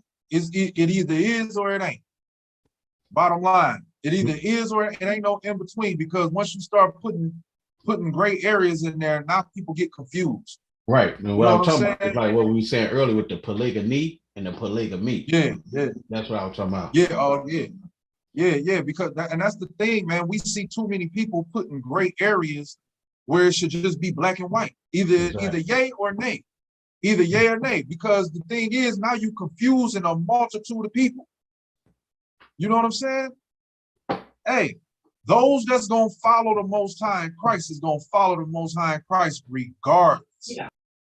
You know what I'm saying? You don't have to try to alter nothing the scriptures say. You know what I'm saying? You say it like it is, and that's just what it is. Right. You don't have to be politically correct, try to cater to one side, because a lot of times we want to give smooth things biblically. I don't want to offend nobody. No, because you have to give them what it is, how the Most High said it. People are not going to like it, man. They're not going to like this podcast. You think I care? I don't care. Right. The people need to hear the truth, man. It is what it is. Yeah. You get what I'm saying? Yeah. I'm going to tell my kids the truth, man. Yeah. Straight up. A lot of people gonna relate to this. I'm telling you, a lot of people gonna relate to this. An unsaid thing in our community, man. Yeah. But that's the gift that we got. We're not afraid to speak up on certain situations. And I ain't saying everybody else is, but it's like people be waiting for, what's the word I'm looking for? It's like people be waiting for somebody to put their foot out first, and then that come right behind your foot, you know what I'm saying? And that's the difference between this podcast and a lot of other ones. Like, we not catering to nothing. We gonna say what it is because, hey, according to the Most High, it is what it is. Point blank, period. Who don't like it, just don't like it. So be it. And it's gonna be a lot of pushback, you know what I'm saying, from what we bringing out, especially once we go in these scriptures. Oh man, when we go in these scriptures, they really ain't gonna like that. But hey, it is what it is, man. The word is what the word is. That's just what it is. Hey, if we don't agree, that don't mean we gotta not like each other. That don't mean that we still ain't gotta respect each other. If we disagree, matter of fact, I don't even know if this brother agree on everything about this topic. But guess what? You just throw it out there. That's why it's called Freestyle Sunday Podcast. You get what I'm saying? You get different views, and we put them together and we talk about it. But I want to say this: if your way of doing it is right, if this way is wrong, then keep doing it the way you've been doing it. You get what I'm saying? Because we got to look at statistics. We got to look at our environment. We got to look at the new generation of these kids. You know what I'm saying? Is your way working? Is this way working? You get what I'm saying? You can sit back and wait for that perfect man. You know what I'm saying? After you got 3 kids with this other man, you're waiting on this other man to just drop down in your life. You know, with a suit on, he don't eat pork. You know what I'm saying? He know poetry. He a thug at the same time. You know what I'm saying? No, it ain't. I'm telling you, that man, you done built a foundation with that man. 9 times out of 10, you can get a new man. Statistics say that your marriage will unlikely not work because you done already built the foundation with this man over here. Now, don't get me wrong, it does work in certain instances. All praises to the Most High. You know, but that's just it's a possibility, it's not a probability. So let's get into these scripts now, man. Let's get into these scripts, bro. I mean, I see your finger on the trigger, man. You know. Hold on, man. So biblically. Matter of fact, let's do this first. Let's get into the last video, and then we'll go there. Y'all agree? Y'all agree with that? All right with that? All right, let's go. I think I got it over here in the chat now. Let me see, because I got control. I think I got it here. Let me ask you this real quick, and I gotta move swift. You feel me? You know what I'm saying? A problem comes, you got to do the matrix on that thing. Let me say, you got both of y'all got daughters, man. Are you gonna teach your daughter to take some sick man that wants multiple wives? What are you gonna teach your daughter, man? my daughters know what the Bible say. Exactly. The scriptures tell us to train up our children in the way in which they should go, and when they're older, they shall not depart. You know what I'm saying? So I'm training my daughters up in the word. You know what I mean? So whatever the scriptures, whatever the words say, that's the way my daughter's gonna go. That's what I'm at with. That's all we can really do, really. Because it's gonna happen to them in the long run anyway. You might as well tell them the truth and show them the righteous way. Because if it happened worldly, they'd be out here hurting and hating the next man and all that. They'd be having that worldly thought up towards a man. So yeah, you might as well just teach them the righteous way. We say the Bible is our heritage, right? So hey, teach them your heritage. And you know, and that's and you know what that does as well? That keeps them in their femininity. That keeps them in their femininity, understanding how to operate when certain situations happen. Hey, you still love that man. Yeah. You know what I mean? I also teach my daughters, you know, don't be putting your fingers all up in no man's face, pointing all, you know, hollering at them, talking all crazy. Just because you know you got brothers over here and a daddy that love you. No, you don't do that, because you know what I'm gonna do? I'm the one that gotta approve the marriage. So I'm calling him and I'm about to ask, okay, I'm about to sit both of y'all down and we finna figure out what's going on. Mm-hmm. I'm not gonna be, you know, like we seen growing up. Just oh man, what? Go get You jumped on my sister. Let's go get them. No, I'm not finna do that, because a lot of that been destroying families as well. So no, maybe back together tomorrow. Exactly. They be right back now together. you the bad guy. or you locked up. Either you locked up, you know what I'm saying? Or you done got shot, he done got shot. Something that done happened to somebody. You know what I'm saying? Nah, man.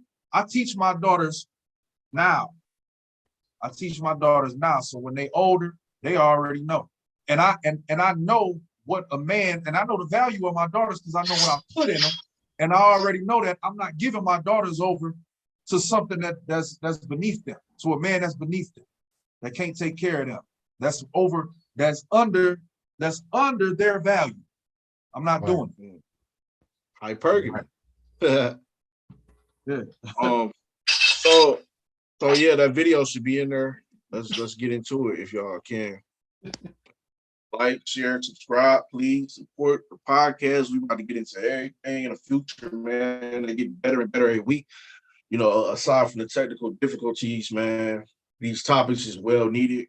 You know, it like just like the Sabbath lessons that the brothers spend a lot of time on. We really do talk about these topics throughout the week.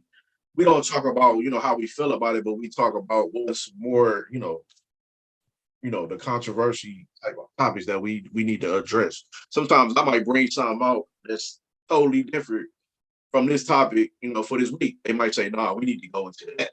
You know, like, all right, we're gonna get that first, and then we're gonna go into that next week. Yeah. It's all in the spirit, man. Freestyle Sunday podcast. Let's get it. There you go. Between Olumide and Chinedu, and after that, cross-examination. Olumide, Chinedu, show us some action. Good evening, judges. Biologically, sex is designed for one main purpose: procreation. Anything else, that's extra. The female reproductive cycle comes around once a month. For a man, it's every day. For each sexual act, the woman's one egg is matched by the man's 120 million sperm cells. Now let's do some calculation.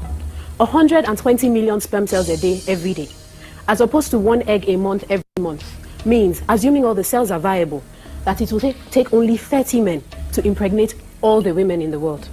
This points to one clear fact: a man is, by nature, polygamous.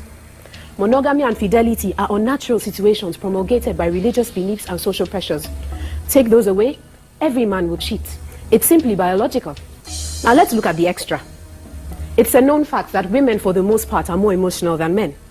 So it's natural that after a sexual encounter, she'll be attached. But because a man is visual and logical in nature, there's no emotion involved. For him, it's just a physical release that's got nothing to do with love. A man loves his woman by protecting and providing for her. Period. It's really quite simple. For a man, the physical and the emotional, two separate entities. Thank you. Olumide, yes, fascinating argument. You say men have the ability to roam, and like some kind of man on the Serengeti. Is there an issue of choice in the matter? Do you accept that? Of course, there's sir. a level of choice. Yes, sir. Yeah, if there's a level of choice, then you know, the whole issue of society and makeup really boils down to a question of the character of the individual man, not some compelling force against which he cannot resist the temptation to roam, to use your words. For lack of a better analogy, you can train a dog not to bark, but it will still bark. Dogs and men. I'm sorry, for lack of a better analogy. I'm sorry, for lack of a better example. Not very good. Dogs and men. It's basic instinct. Yeah. It's difficult to ignore. Are you saying it's that not impossible to ignore? Are you saying that men men have not moved beyond instinct? All right, that answer. He said you could train a dog not to bark, but he still will. Is society really trying to train men though to go outside their natural, you know? I think yeah, because it goes back to what we were talking about earlier with the reproducing thing.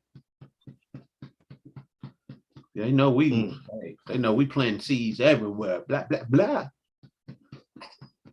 Yeah, I mean, I think it all depends on you know, like I said, your contractual agreement with these women fathers. We're gonna get into that.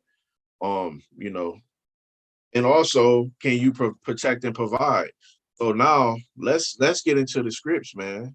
You know, is it lawful in the biblically? Because we always hear about the Quran, the Muslims, they do it, but you a Christian, brother. How you want to do it? And again, disclaimer again, we don't do it. We don't do it. We have one wife. We don't practice it. But we're talking about a topic that's very controversial. So again, we don't do it. But let me ask y'all, is it biblical? Is it lawfully biblical? For me personally, to answer that question, I mean, if Mike didn't have nothing to, you know, right now, okay, all right. Well, for me personally, to answer that question biblically, for especially for most people out there, I got to go to Christ first. I got to go to Christ first.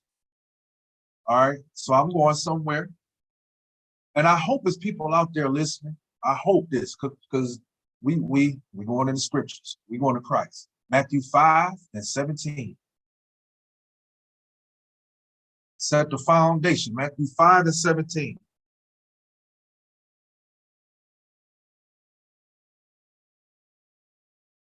Matthew chapter 5 and verse 17. And Christ said, these is red letters. Christ said, think not that I am come to destroy the law or the prophets. I am not come to destroy, but to fulfill. So all of what Christ just said right there, I know people that would take it and just look at the end part where he said, I didn't come to destroy, but to fulfill. They'll look at that part and they'll just interpret what they think that means right there. And they'll forget everything he said before that. He said, think not, meaning don't think about it, that I came to destroy the law, the commandments, the prophets. He said, think not that I came to do that. He said he didn't come to destroy, but to fulfill. Now you do this on your own, you people out there. Go to Luke 24:44 and you read that. Luke 24:44, you read that and Christ will tell you what he came to fulfill. But right here, he's telling you that he didn't come to destroy the law. Now watch, he's going to reiterate that in this next verse. 18, for verily I say unto you, until heaven and earth pass, one jot or one tittle shall in no wise pass from the law until all be fulfilled. All being fulfilled means Christ's return. He set up the kingdom, all of these things, so all be fulfilled. All right? Christ ain't returned. All right? So if anybody out there who believe in Christ and believe the Bible, you should believe this because it's red letters and he said it. So now, let's go to the law. Let's go to the law real quick. All right? And I'm going to start. Matter of fact, I want to read a verse before I go into the law. I want to read the verse. I'm in Ecclesiasticus 36:24. It say, he that getteth a wife beginneth a possession, a help like unto himself, a pillar and a pillar of rest. So now, I'm bringing this scripture out in particular because I was dealing with somebody a couple of weeks ago who read the scripture and misinterpreted. They talking about, brothers, they was taking slaves, women as slaves to be wives and stuff like that. when you read that, that's not what this is saying here, what I'm getting ready to read. Now, I read that first verse right there, that 24th verse in Ecclesiasticus, to show that the scripture tells us that the wife is a possession. The wife is a possession to the man. But anyway, let me just read this, and it's all gonna, you're gonna get it. Hey, start at 21. Huh? Start at 21. What you talking about? Were you reading that? Start at 21 to read down. What in Exodus? I think he was just getting that one scripture, but he asking you to go back and start higher at that same chapter you is at. Oh, you want me to start at 21 right there? All right. All right, Sirach, Ecclesiasticus 36 and 21, it say, a woman will receive every man, yet is one daughter better than another. The beauty of a woman cheereth the countenance, and a woman loveth nothing better. If there be kindness, meekness, and comfort in her tongue, then is not her husband like other men. He that getteth a wife beginneth a possession, a help like unto himself, and a pillar of rest. Well, yeah, I was just getting that 24th verse right there because I wanted to pull that possession out of there and show that a man, when a man get a wife, he gaineth a possession. And like I was saying earlier, that's why sisters weren't able to divorce, because. Okay, so we have a couple technical difficulties, but we're still rocking. Still rocking. Yeah, so the question was, is polygamy, is it lawful biblically? And we was getting into the scriptures of first off, let me go into can you hear me, Mike? I'm good. All right. Hold on, y'all. Let me go into it. Being come back, I'm gonna go ahead and you good, bro? Yeah, man, I don't know what happened. That boy just froze up on me. Yeah, you good now. Go ahead. Yeah, it just froze up on me. All right, but yeah, okay. So let me do this. I'm going to Exodus 21. All right. And I'm gonna start at, I think I'm gonna start at 8. Nah, I'm gonna start at 10. I'm gonna start at 10. No, I gotta start up. Let me just deal with the whole, let me just start at 1. Exodus 21 and 1, it says, now these are the judgments which thou shalt set before them. Now remember, Christ said, think not that he came to destroy the law. The law stands. The law still stands. All right. So the whole argument, the whole title of the show is polygyny lawful? Exodus 21 and 1. Now these are the judgments which thou shalt set before them.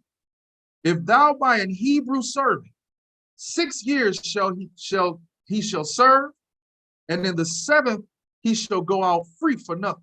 So this here is talking about servants. All right. If he came in by himself, he shall go out by himself.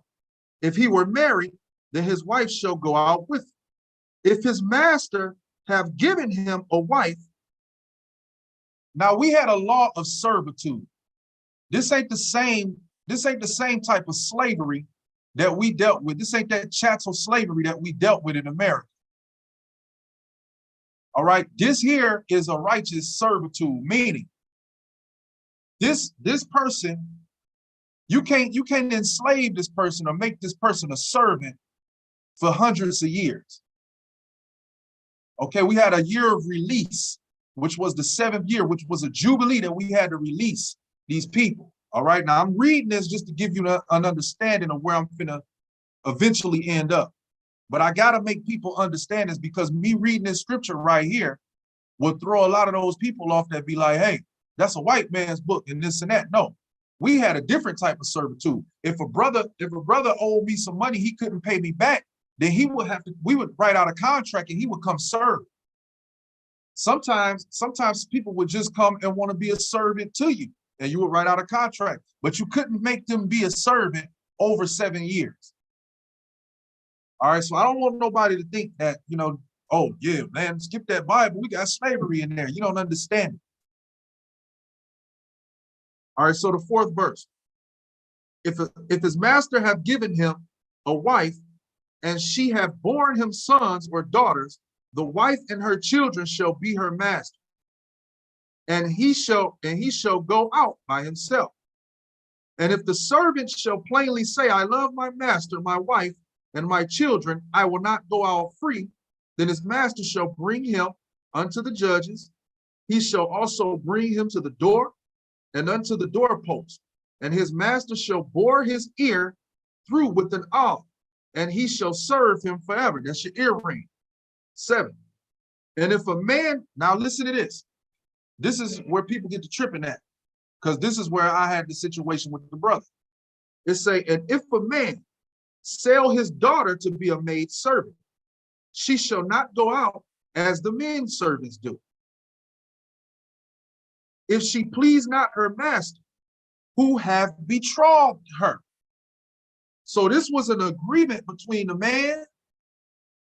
this man and a father to take this girl. A betrothal means an engagement. So he's engaged. This man is engaged to this woman. It says, if she please not her master, who have betrothed her to himself, then shall he let her be redeemed, be freed. She can be brought back by her father. It says, to sell her unto a strange nation, he shall have no power. So you can't take an Israelite, our own people, and sell them to another race of people. That's against the law. All right. It says, he shall have no power, seeing that he have dealt deceitfully with her. And if he have betrothed her unto his son, he shall deal with her after the manner of daughters. Now see, now the son is marrying this woman, and the father who paid for the bride price for this woman to be married to her son, to his son, he have to treat her like a daughter. Now watch this. The 10th verse. If he take him another wife, her food, her raiment, and her duty of marriage shall not be diminished. And that's what the sister Shahazarah Ali was speaking on in her video. That's why I said she's speaking Bible, because that's law right there. It says, if he take him another wife, her food, her raiment, and her duty of marriage shall not be diminished. All right. So if you ask me, it says, all right, the 11th verse. And if he do not these 3 unto her, then she shall go out free without money. You see that? So you got to take care of these women. If you think you're about to have this wife, that wife, that, and the third, no, you got to make sure these women are taken care of. That's your role as a man. All right. Now I just wanted to bring that out because the script, the lesson title is, or not the lesson, but the podcast title is Polygyny Lawful? And right here we see it's in the law as lawful. So I know y'all brothers got something else on that. I ain't gonna hog up all the scriptures. Hey, one of y'all can we got a request. I can't really do it because the baby right here, I don't want him to interrupt. But one of y'all can break down what Christ talked about the divorce thing or whatever. And what's that? Matthew hold on, let me see. I think it's 5. Hold on. Yeah, like Matthew 5:32, something like that. Or no, Matthew 19. Matthew 19. I think that's it. Ain't that what you talking about? I believe so. Yeah.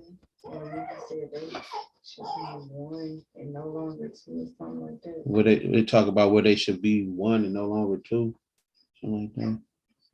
I know he talked about it in Matthew 5 too, like 5:30, like 5 and 30, something like that. I see Matthew 19. All right, that's cool. We can get that. But look, so all right, we're gonna get it.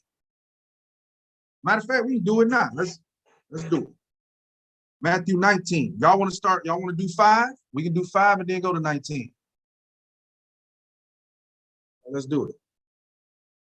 Matthew 5, and I know what you're talking about.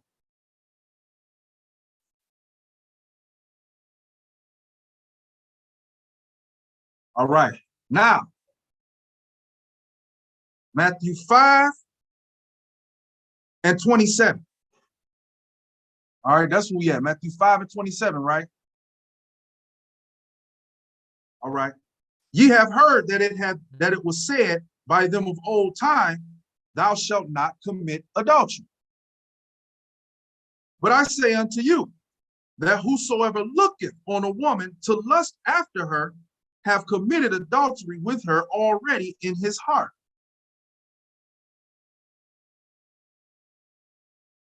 All right.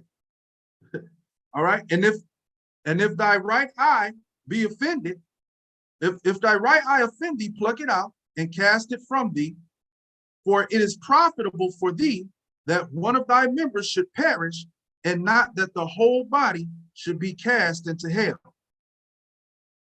And if thy right hand offend thee, cut it off and cast it from thee, for it is profitable for thee that one of thy members should perish, and not that thy whole body should be cast into hell. It have been said, here it go, check this out. It have been said that whosoever shall put away his wife, let him give her a writing of divorcement. And that's what we was explaining earlier, that it was the men that was putting the sisters away, right? The 32nd verse, it says, but I say unto you, listen to this, that whosoever shall put away his wife. Now this is talking about a man putting away or divorcing his wife.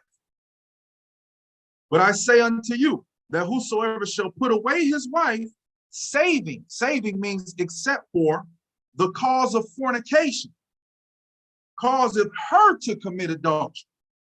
And whosoever shall marry her that is divorced, committeth adultery. Okay? Let me read this real fast. When you get done with that, when you get done breaking that down, I'm gonna read the definition, because it's 2 different definitions. You got Wikipedia and Google and all that. You have a biblical definition. Go ahead. Okay. So it says, all right. So it's talking about, okay, if your wife don't went out here and committed fornication or adultery, she out here dealing wrong or fornicating with somebody else, and dealing or fornicating with another guy. Now we can go into and that's another thing too. That's another thing too. When you go into the writings of Paul in the 1 Corinthians, he talk about that. That's spiritual fornication as well. But if you got a sister that go out here, she dealing, outside the marriage, then Christ said that's the only way you can put that woman away. You can't put her away. If you put her away for anything else, then you cause her to commit adultery. That's, in a nutshell, that's what that's talking about. But go ahead. Let's think about this too. Let's say I'm walking down the street and I see a woman. I'm like, oh, she look good. You know what I'm saying? In my heart, I have already committed adultery, because 9 times you don't know if that woman got a husband or nothing. You get what I'm saying? So you didn't already acted on the act of it already. But let me get the definition. A lot of y'all subscribe to this, the Bible dictionary, compact Bible. They ain't see that. That thing was blurry. That thing was blurry. They ain't see what you got.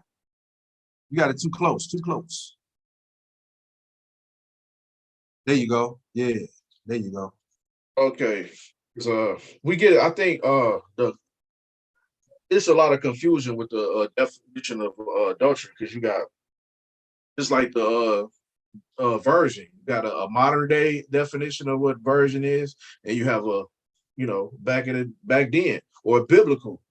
So it says adultery in the Old Testament, sexual intercourse, usually of a man, married or unmarried, always with the wife of another. Again, in the Old Testament, sexual intercourse, usually of a man, married or unmarried, always with the wife of another. So that's what adultery is. Exactly. Because let me How do ask you y'all this. think? My bad. Go ahead. No, I'm about to say, how do y'all think when in Matthew 19:6, when they talk about that's where we going. Where it talk about they two shall become one flesh. Yeah. You can go there then. That's what we going. All right. Yeah, I can't really do nothing for these babies keep walking. All right, let me get this real quick though. Let's go to Corinthians. Let me get Corinthians real quick. And then we're gonna come back right back there.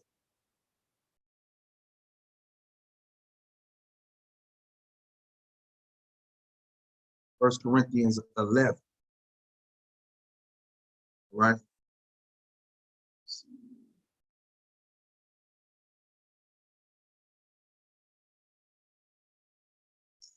All right. So Matthew 19:1, it says, and it came to pass that when Yeshua had finished these sayings, he departed from Galilee and came to the coast of Judea and beyond Jordan. Hold on a second. Now we're gonna go to Genesis when we read this as well.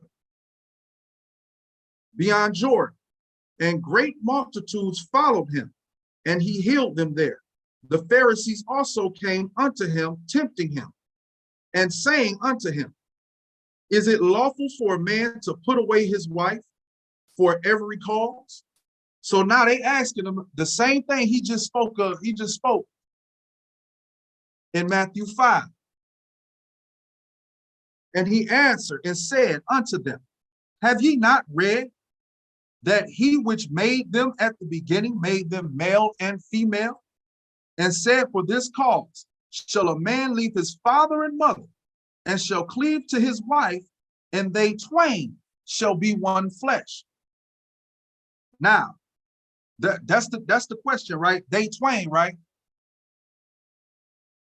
They twain shall be one flesh. That's the question. Now go to Genesis 2:24.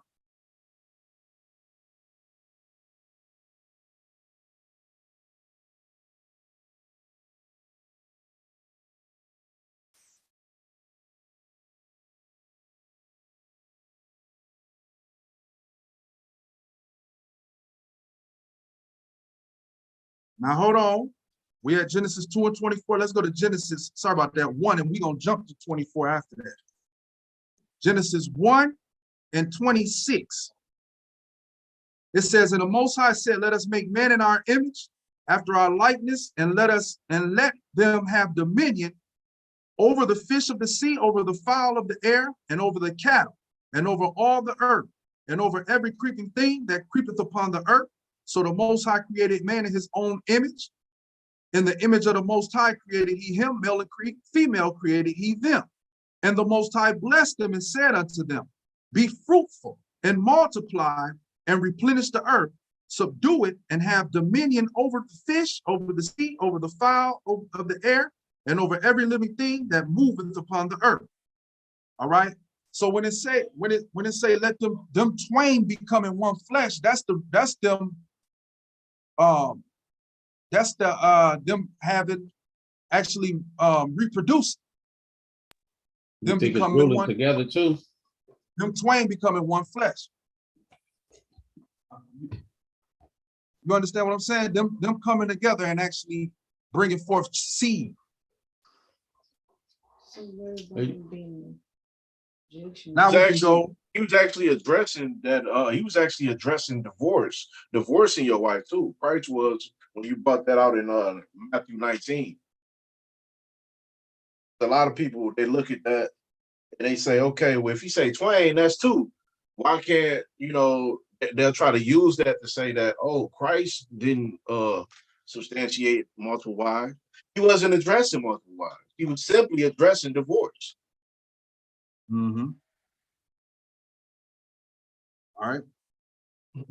Genesis 2 and 23. And Adam said, this is now bone of my bones and flesh of my flesh. She shall be called woman because she was taken out of man. All right, so that was the first marriage. In a marriage, when a man and a woman come together, they come together for the sole purpose to multiply, to be fruitful and multiply. So Adam said, look, this flesh of my flesh, bone in my bone, she shall be called woman because she came out of man. They twain being one flesh. They say, therefore, shall a man leave his father and mother and shall cleave unto his wife, and they shall be one flesh.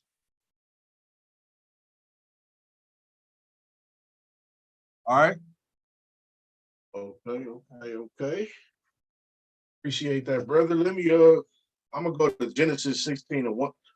Did that break it down?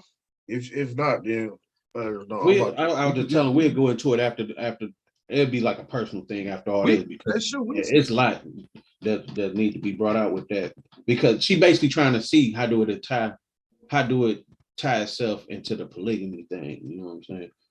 All right, let's go to Corinth when they say man should have one wife, a bishop of the church should have one wife. Let's address that scripture too. I know people want to ask about that too.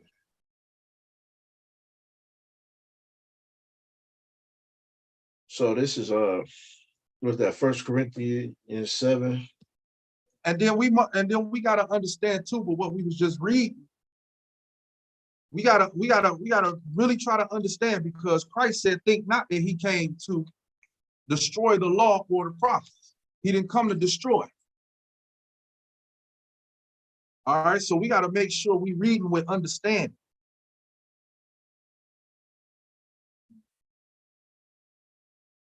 What you got, Cortez? When they talk about the bishop of the church should have one wife. Oh, okay.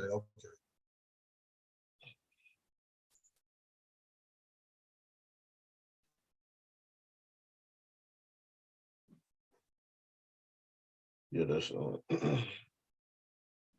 I think it's 1 Timothy 3 and 2.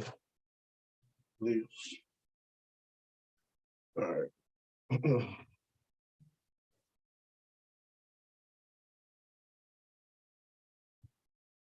So, can y'all hear me?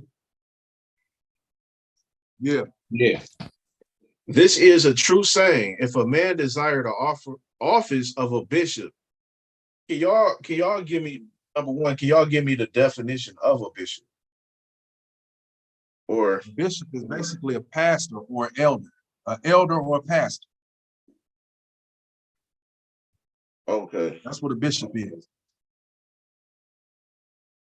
Yeah, a senior member of the, okay, that's modern day. But yeah, you know, it would be a man over the church. You get what I'm saying? Of a authoritative position over a church. Now, where was I at? Okay, we had two. Well, the actual definition is a pastor or an elder for a bishop. Yeah. So this is a true saying. If a man desire the office of a bishop, he desireth a good work. A bishop then must be blameless, the husband of one wife, vigilant, sober, of good behavior, given to hospitality, apt to teach. So my question, you know, because a lot of people, and I'm gonna say this, I'm gonna say as Israelites, man, we always talk about Christians. What scripture is that? What scripture is that? I done heard brothers say, I feel it in my heart that that's wrong. You know, I'm like, where's the scripture at to substantiate what you're saying? They ain't gotta say it. You just know it's wrong. You know, God ain't talking about. You know, why is it saying a bishop should be over one way? What about all the other people? Why didn't it address the other people having one wife? Because they had multiple wives. It's just that simple. It's just that simple. get what I'm saying? If anybody out there, if they don't agree with multiple wives as men, that should be that's good. I don't want multiple wives. Now let's say if you're a woman out there and you don't want no man to have multiple wives, you shouldn't be with a man who believes he should have multiple wives. But we can't sit here and just be like, okay, they wrong over there for doing that. Because if they did that lawfully, that's their thing. The Bible don't speak against it. It just don't. If it do, then bring it out. Bring it out. Because it's laws in here when you do that, you know how to handle that. You get what I'm saying? Like the brother read earlier.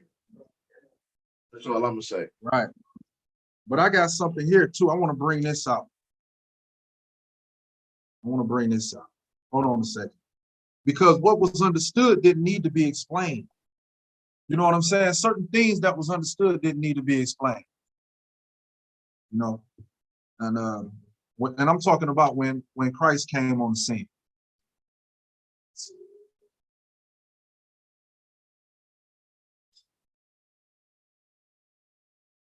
And then Mike, if you got something, I know you had some scriptures too, because you didn't bring yours out. You go ahead and bring it. I'll just pull these out when you get done. Yeah, you couldn't have multiple wives. You trying to run a whole church. You got this woman, that woman, that you had to be a man of one woman because you had great responsibility. Exactly. That's what people don't understand. When you got the responsibilities, it take away from the works you got with the Most High. You can't fulfill what you got for Him. Hold on a second, Joe. I don't know why I can't find this, and I know I'll be in this. I find this like it ain't nothing. Hold on a second. I'm going right straight to this. Shoot. Yes, sir. While you doing that, I'm gonna just get this scripture in Genesis 25 just to give an example of just get an example of we're gonna use Abraham as an example. The untold story of him, you know what I'm saying? Just to show people it wasn't nothing wrong. Like we know Solomon had multiple, David, you know. Some people teach they was wicked for that, something like so be it, they had it, you know what I'm saying? Like, but this Abraham right here, this Genesis 25, I'm gonna start at 1. They say, then again, Abraham took that's key. That's a key word right here. It say, then again, Abraham took a wife, and her name was Keturah. So that right there in itself shows that Abraham had another wife. And she bare him, Zimran, and Jokshan, and Median, and Median, and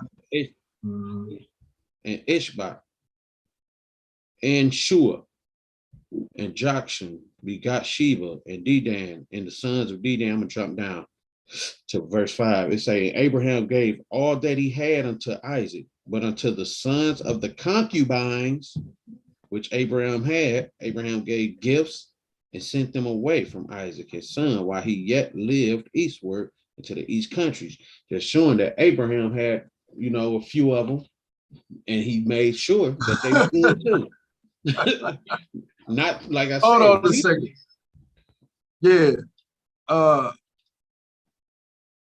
Okay, go ahead, bro. I talk to you. Oh yeah. No, I'm not saying that we want that. We ain't saying that, but that's just showing that it was a customs. Like our people did that. That's what they did, you know. Right. And before he sent them about their business, he gave them gifts and made sure they was good, like you read in Exodus. Everybody was taken care of. Hey, shout out to Michael Williams too. He say Genesis 29:18. Jacob served Laban for his wives. Yeah, yes, he did. He did. He said Moses granted. I'm sorry, go ahead. No, you got it. You got it. I see Moses granted the men the right to divorce because of the hardness of their heart. Okay, that's go ahead. And I think he was referring that to Matthew 19:8. Yeah. But check this out. Oh, would you finish, Mike? Yeah, go ahead. Okay. All right. Well, look, I'm at 2 Samuel 12. I'm at 2 Samuel 12. And I'm starting at 1. All right. And the Most High sent Nathan unto David, and he came unto him and said unto him, there were 2 men in one city, the one rich, the other poor. The rich man had exceeding many flocks and herds, but the poor man had nothing, save one little ewe lamb, which he had bought and nourished up, and it grew up together with him and with his children. It did eat of his own meat, and drank of his own cup, and lay in his bosom, and was unto him as a daughter.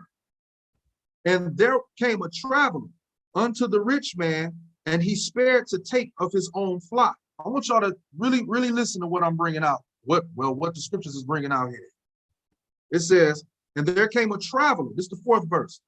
And there came a traveler unto the rich man, and he spared to take of his flock and of his own herd to dress for the wayfaring man that was come unto him, but took the poor man's lamb and dressed it for the man that was come unto him.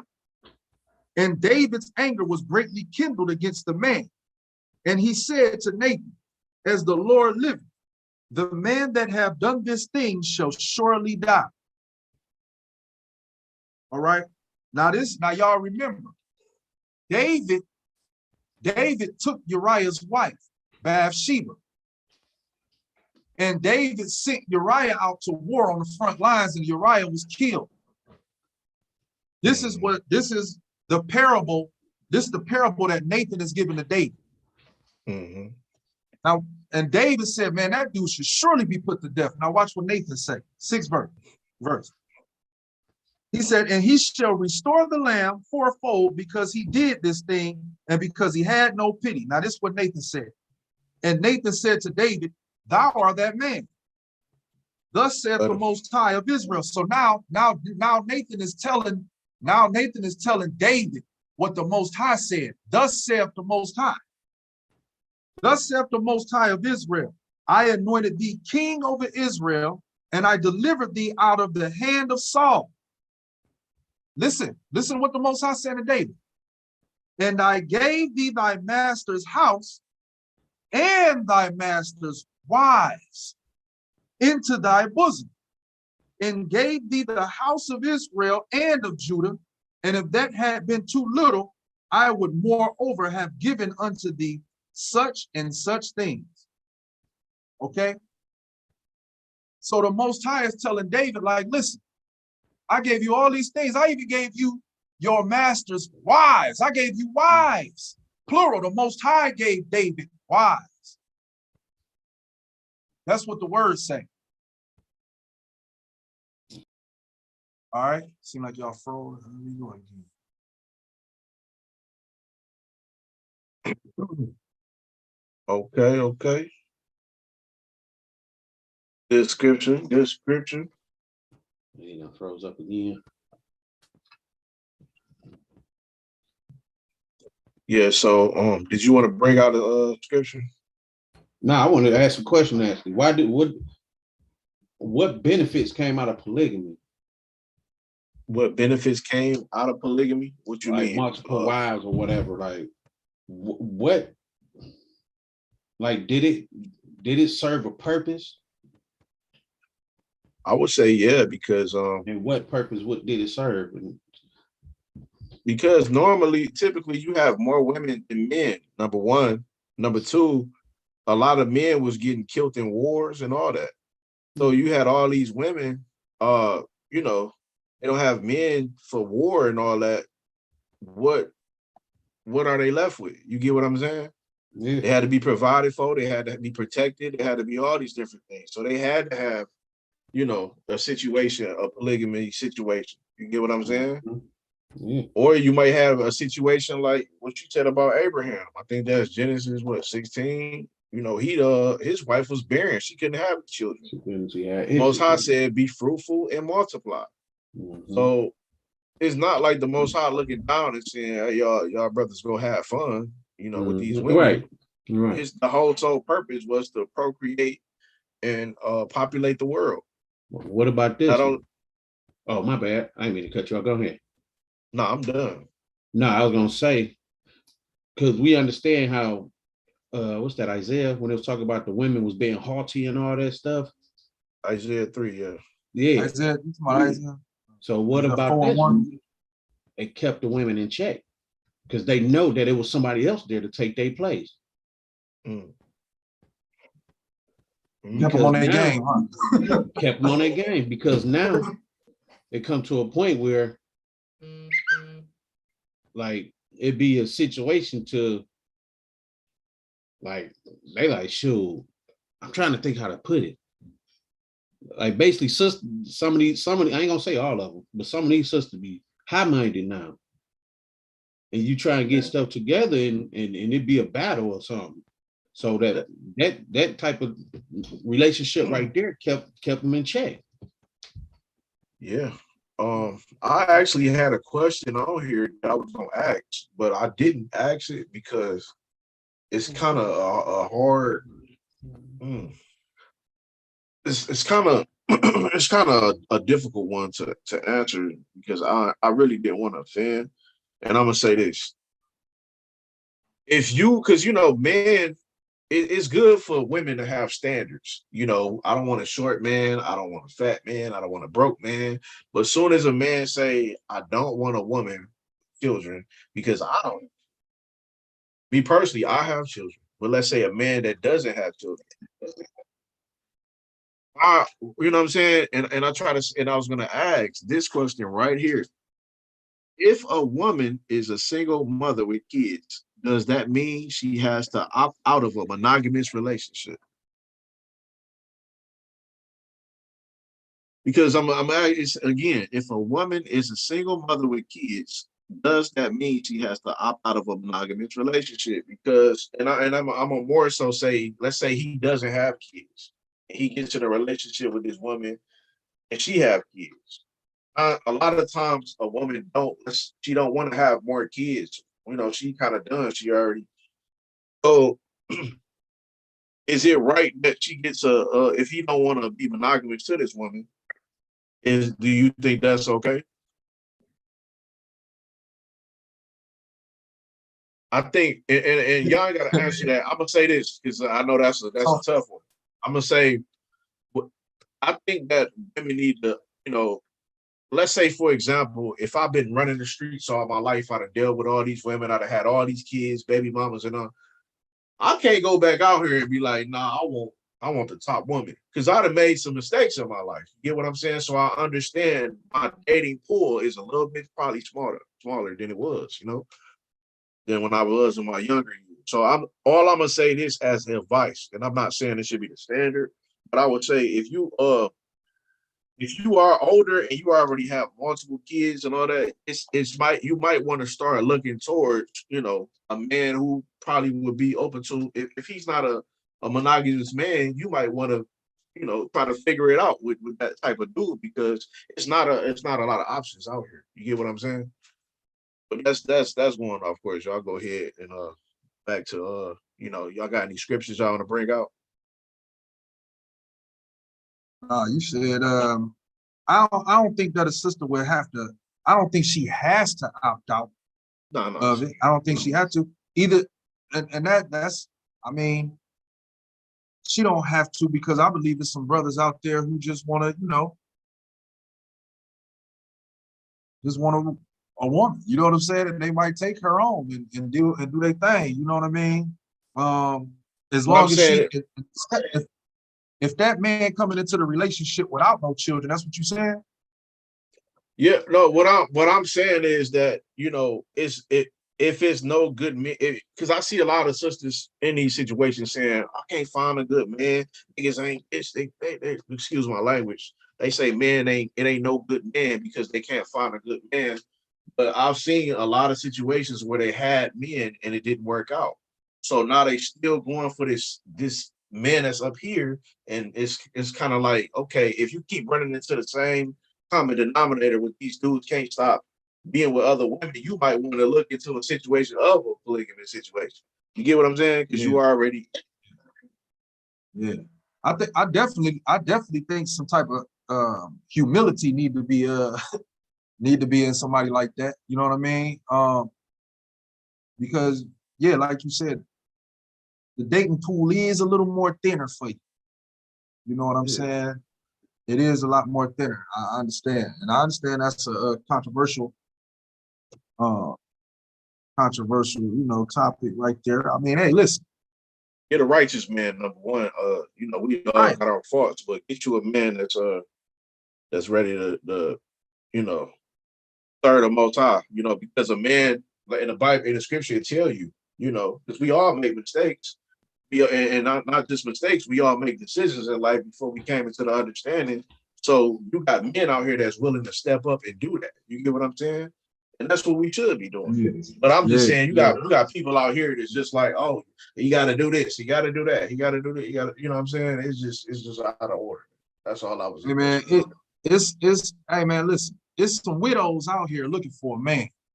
Exactly. You know what I'm saying? It's some widows out here looking for a man. A lot of times people think that what makes a sister a widow is because, you know what I'm saying, her man may be dead or something like that. Well, that's not necessarily true. It could be a woman, you know what I'm saying, who dealt, unrighteously. Like you said, we all got a past, who may have dealt unrighteously in the past and, in her ignorance.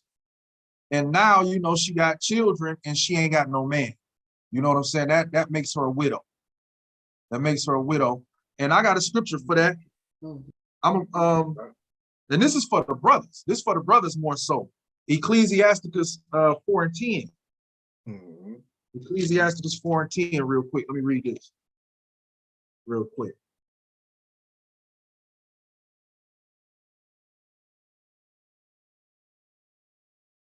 All right, Ecclesiasticus 4:10, and it reads,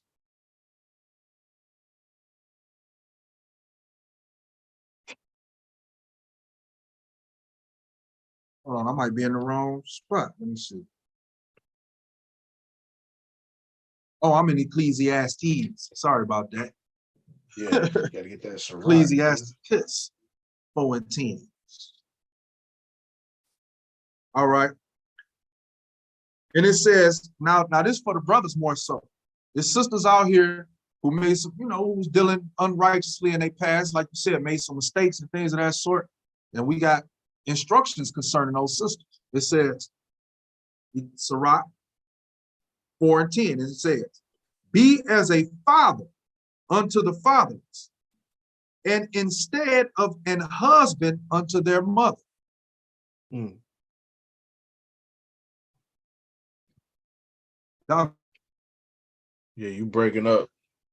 And I think that's key, because a lot of these guys, they see baby mamas as just sexual objects. Like, no, bro, if you're going to be in her life sexually, you need to be there for her children. You need to raise them young men. You know what I'm saying? Don't just go around. You might see our neighborhoods infested with, disproportionately fatherless kids. So you about to go, I'm gonna go deal with their mamas. That's easy. You need to step up and be the father instead of just being a whoremonger, I guess. Yeah. Yes, sir. Hey, we going in. Yeah, you hear me now? Yeah, I was y'all just gave the understanding of the scripture that you had brought out. Okay, cool. Yeah, I wanted to finish that up too, because it say here at the bottom, it says, it say, be as a father unto the fatherless, and instead of a husband unto their mother. That's the stepfathers, right? That's showing that the Most High, like, look, step in. You see, if you like that woman, she ain't got no man, she a widow, step in. Be a father unto her children. They don't have a father. You see what I'm saying? The scripture said right here. And then it says, so shalt thou be as the son of the Most High, and he shall love thee more than thy mother do. So this is pleasing to the Most High. This is pleasing to the Most High. When we see a sister, and you know what I'm saying, you like, hey, I like the sister, but she got a bunch of kids. you know what I'm saying? So a lot of times, like you said, brothers might look at them as a, they can just get them off real quick because they thinking, hey, she might have low self-esteem or whatever because she got these children. And that happens a lot of times, because a lot of times sisters get they accumulate some children, And then their self-esteem will come a little lower and they feel as though they can't get the same men that they once could. You know what I'm saying? So a lot of brothers prey on that. You know what I'm saying? But the Most High telling brothers to step in. This was pleasing to them. Step in as a stepfather. You know what I'm saying? Take on those children. This a righteous woman, though. You know what I'm saying? Don't go out here and get no woman that's wicked. You know what I'm saying? And now you brought something up in your house, man, and it's all out of whack. Make sure you get you a righteous. But yeah, I just wanted to read that off of what you were saying. But yeah, man. Yeah, man. So I think we had a good podcast today, man. I think we're gonna get into some closing statements, man. Because we going in, would have been about 3-4 hours now. Oh, good, 3 man. All hours, praise right? to the Most High. 3 hours. What I'll say is I appreciate you brothers making this another good podcast, number 8. I want to put out another disclaimer again. None of us, practice, polygyny or any, we just bringing out understanding of it, and we bringing out a problem in our community that needs to be handled. So again, if you can look at it and not take it personal, but look at it as an overview and look at our community all over America, every major Black city has two common factors. A lot of single women and a lot of fatherless children. So we're just trying to figure out where we went wrong in the matter and, these just puzzle back together. You know what I'm saying? So a lot of these men, they're locked up in jail. A lot of these men, they're feminine. A lot of these men are homosexual. It's just simply not enough men out here for a lot of these sisters. So if a sister believes that she wants to practice this, if she meets a man that believes he wants to practice this, they come together, they do it the right way. Who are you to tell them that it's wrong? And that's all I got. All right. So I just wanted to say, basically, like I said earlier, if this what somebody want to do, just be straight up with each other. That way it won't affect the children and nobody emotions in the long run. And like the scriptures say, be father to the fatherless, instead of a husband to the widow. Like brothers need to step their game up too and stop looking at sisters because they got children that something wrong with them or something. Like Ted said earlier, we all made decisions in life. Some made some worse than others. But at the end of the day, it's all about nation building. And building up a nation is raising these children the right way. It always goes back to them because they the next ones up. So basically just be straight up with each other and get on one accord, do it the righteous way, go to the pappy. And if they all agree, hey, so be it. That's what y'all do.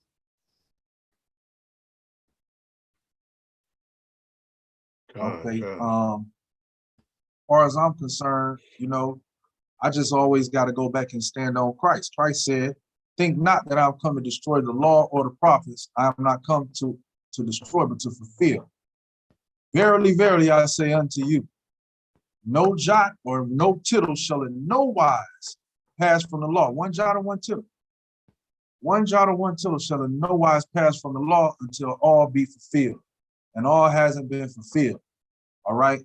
So a lot of times we got to look at the scriptures and certain things we may see in the New Testament and the Old Testament. We got to jump into our discernment to really get the understanding of what's being brought forth. And a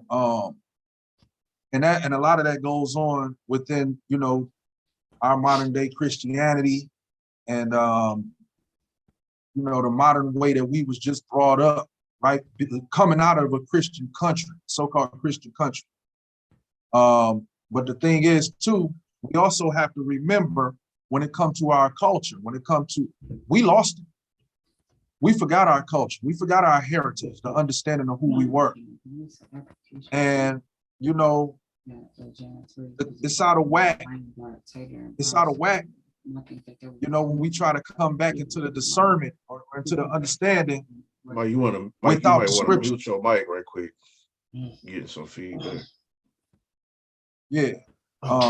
When we try to come back without the word, that still leaves us at a problem. We try to come back and find ourselves.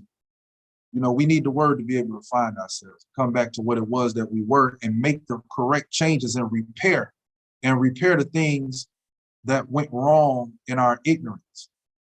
You know, so, you know, all praises to the Most High for our 8th episode. You know, all praises to the Most High. It's always a good conversation, kicking it with y'all brothers, man. You know what I'm saying? And everybody in the chat, I want to say shalom and thank you for, you know, sticking around and kicking it with us. You know, that's all I got.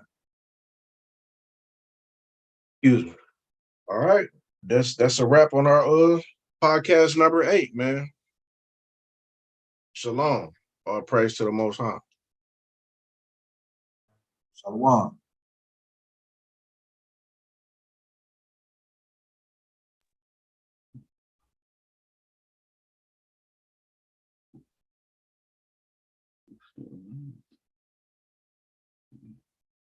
Hey, y'all still in there, right? I ain't, we still live. We still live. Yeah, I see. I'm going out the way we came in. What you really want? Going out the same way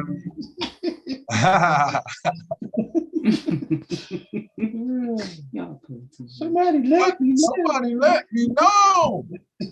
Oh.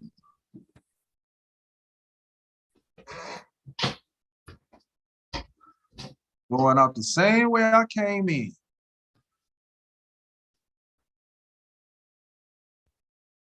All right. Hope y'all enjoy this. This our brother. Zaka. All right. And show him some love, man. Go support his YouTube channel, support his music. All right. We had him on the show. I think it was episode 3, I believe, 3 or 4 1. We had him on 5. It was episode 5. Okay, we had him on. Y'all support the music, man. Support the music, man. Get it out there. It's truth music. All right. Well, here it go.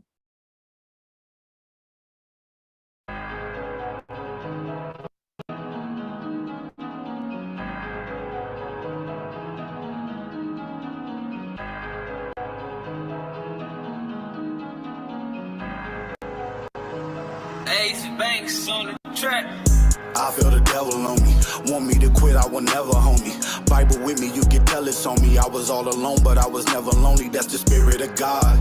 Praying he covered me, he sent his son for me. He shed his blood for me, demons, they come for me. I hope they're ready. It's gonna get ugly, planning no killing me. They won't get to me. I read Enoch and I learned your history. You need a body, that's why you keep tempting me. Need me sinning so you can get into me. You are the enemy that the Savior warned me about, and you wanna get rid of me. I'll be going out fighting, if anything, a higher strength in me. I know that spiritually we in a war, You won't keep tricking me, not anymore. I know who sent you, I know who you are. You want me with you, you want me to fall, but I'm standing tall, and I won't let a Roman take over me. No, I'm not Nicki Minaj. Strive for the cause, strive with the sword. You know the word, the scripture, the law. We in a war, we in a war, we in a war. We in a war, we in a war, we in a war. We in a war, we in a war, we in a war. We in a war, we in a war, we in a we in a war. We in a war. We in a war. We in a war. We in a war, we in a war, we in a war. We in a war, we in a war. Yeah, I'm ready for war. I always make sure that my weapon's ready, cause it's necessary. Boy, this war's about to be legendary. Even the angels in heaven ready. Yeah, the enemies lurking. They finna really be hurting. It's finna be curtains. You need the spirit to fight, or else the fight for your spirit is finna be worthless. We in the final hours, we'll all bear witness to a higher power. Yeah, our highest power. The Most High married to the Israel nation. Here's your invitation to the bridal shower. You gon' need some heavy firepower. Ain't no holding back your where your soldiers at. I ride up aiming, shooting scriptures at you with my Bible swinging from a shoulder strap. See, I changed my ways and I ain't going back, but still you see all of my scars. Yeah, money, women, a garage full of cars. The lust for this wickedness all in our hearts. So I don't fear my demons. When I hear my demons whisper calling me all in the dark, I drop to my knees and give honor to God, then walk in the light with the armor of God, cause I'm ready for war.